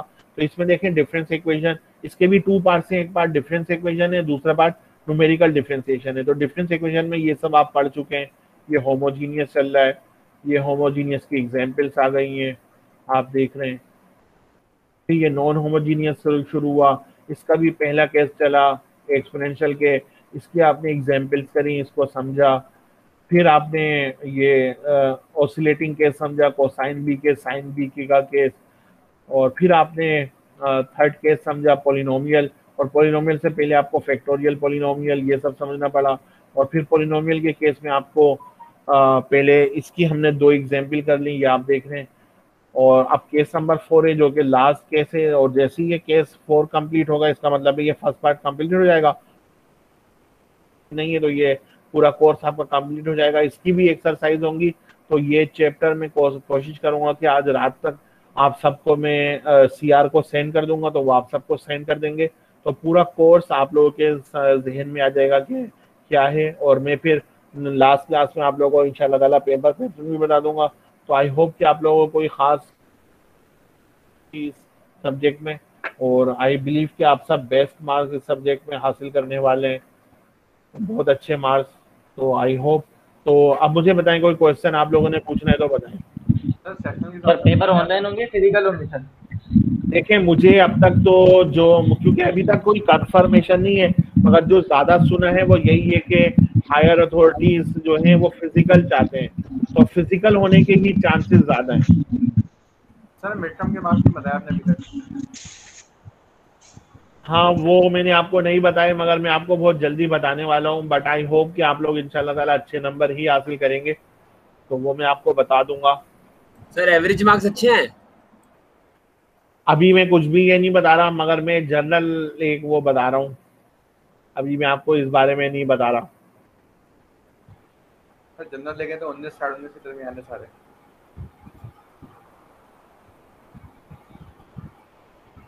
सर आपने बहुत अच्छा पढ़ाया इस सेमेस्टर, हम आपके बहुत ज़्यादा शुक्रगुजार हैं for this wonderful journey. Thank you so much.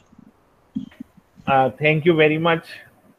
अच्छा, मुझे मगर आप ये बताएं, अभी मैं इस सब्जेक्ट से रिलेटेड क्वेश्चन पूछ रहा हूँ, तो आप लोग बताएं इस सब्जेक्ट से रिलेटेड आप लोग कोई क्वेश्चन, कोई बात पूछना चाहें।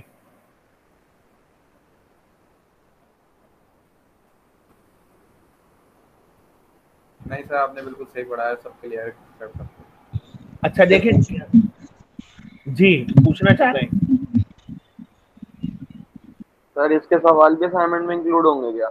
नहीं, चैप्टर 6-7 के असाइनमेंट में इंक्लूड नहीं है, मगर जाहिर बात है एग्जाम में तो ये फुल्ली इंक्लूड है, क्योंकि ये बहुत इंपॉर्टेंट चैप्टर हैं, दोनों ही बहुत इंपॉर्टेंट चैप्टर हैं। एग्जामिनेशन पॉइंट ऑफ व्यू से तो कोई आपको कंसेशन नहीं है, बस असाइनमेंट में कंसेशन दे दिया है, मगर एग्जामिनेशन में कोई कंसेशन नहीं है। मगर मैं आपको अच्छा सा पैटर्न बताऊंगा, तो इंशाल्लाह ताला आप लोग अच्छे ही मार्क्स लेंगे, आई होप।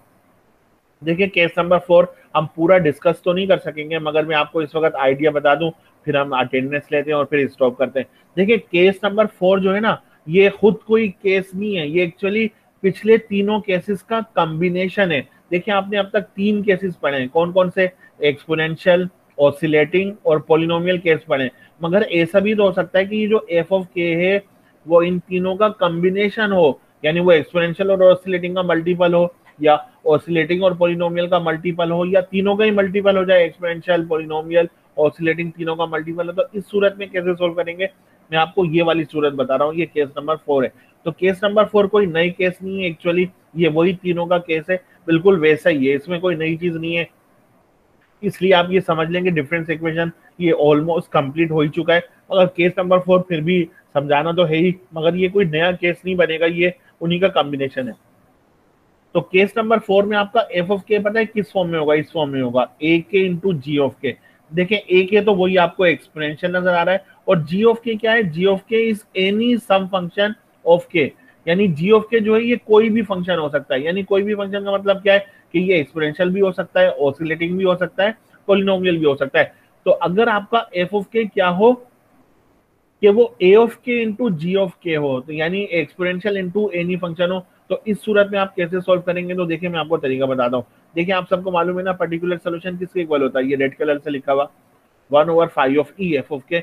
मगर एफ ऑफ के हमारा केस नंबर 4 में किसके इक्वल है, ए के इंटू जी ऑफ के, इसलिए मैंने ए के इंटू जी ऑफ के लिखा। अब देखिए आप सब नोट करें, ये आपको नजर आ रहा है ऑपरेटर एक्सप्रेशन 1/5 ऑफ ई। इस 1/5 ऑफ ई को आपने दोनों पर अप्लाई करना होगा, ए के पर भी अप्लाई करना होगा और जी ऑफ पर भी।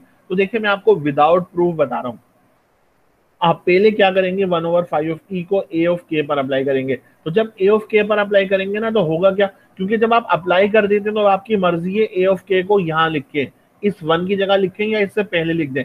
तो मैंने इससे पहले लिख दिया है ताकि आपको क्लियरली पता चल जाए कि ये अप्लाई हो चुका है। तो जब आप इसको अप्लाई करेंगे ना, ये मैं चीजें विदाउट प्रूफ बता रहा हूँ, आपने करना क्या होगा, ए ऑफ के अप्लाई करने का मतलब ये है कि ई को किससे रिप्लेस कर देंगे, ए ऑफ ई से।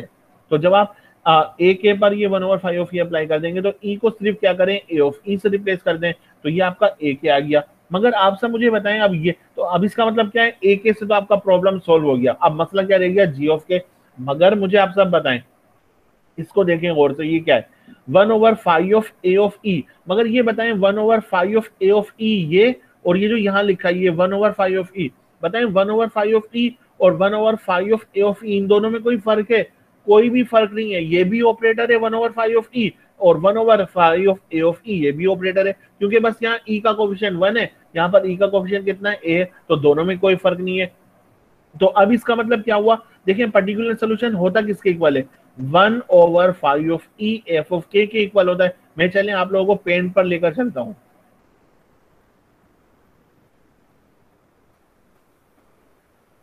पेंट से मैं आप लोगों को समझाता हूं। देखिए आप लोगों को ये पेंट पर आई होप कि ये नजर आ रहा होगा। तो देखिए पर्टिकुलर सोल्यूशन का फार्मूला किसके इक्वल होता है, y के p किसके इक्वल होता है, जनरल फार्मूला किसके इक्वल होता है, 1/5 ऑफ e, और यहाँ पर क्या होता है, f ऑफ k होता है, ये फार्मूला होता है। तो अभी हमारे पास f ऑफ k किसके इक्वल है,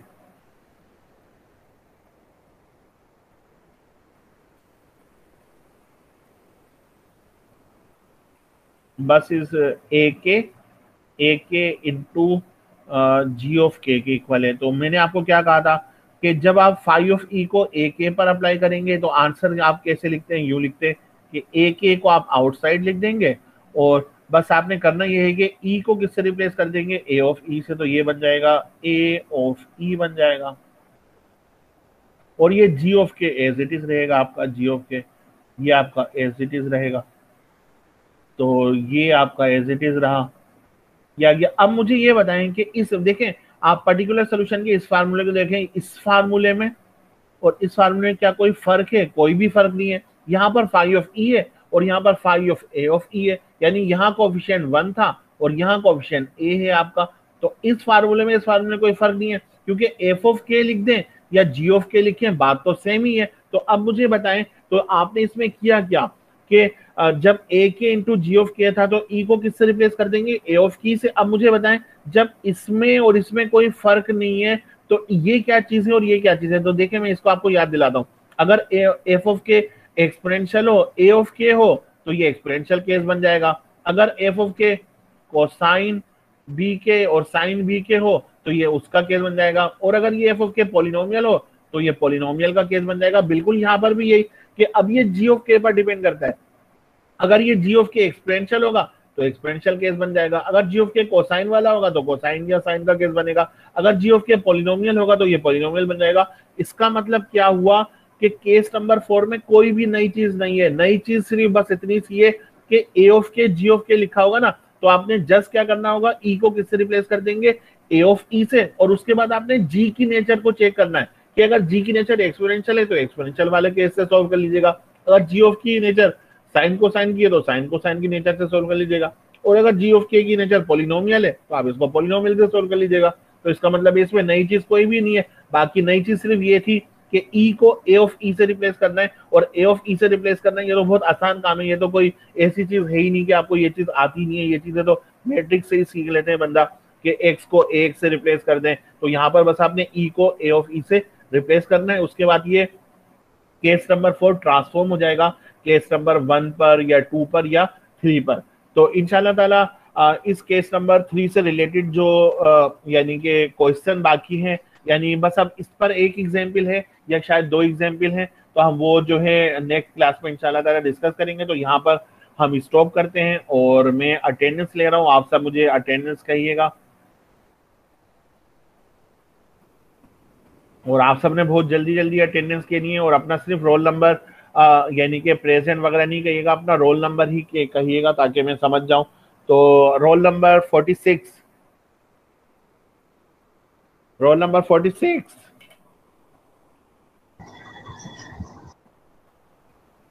जी 46 है या नहीं? सर आगे बढ़ जाएं। अच्छा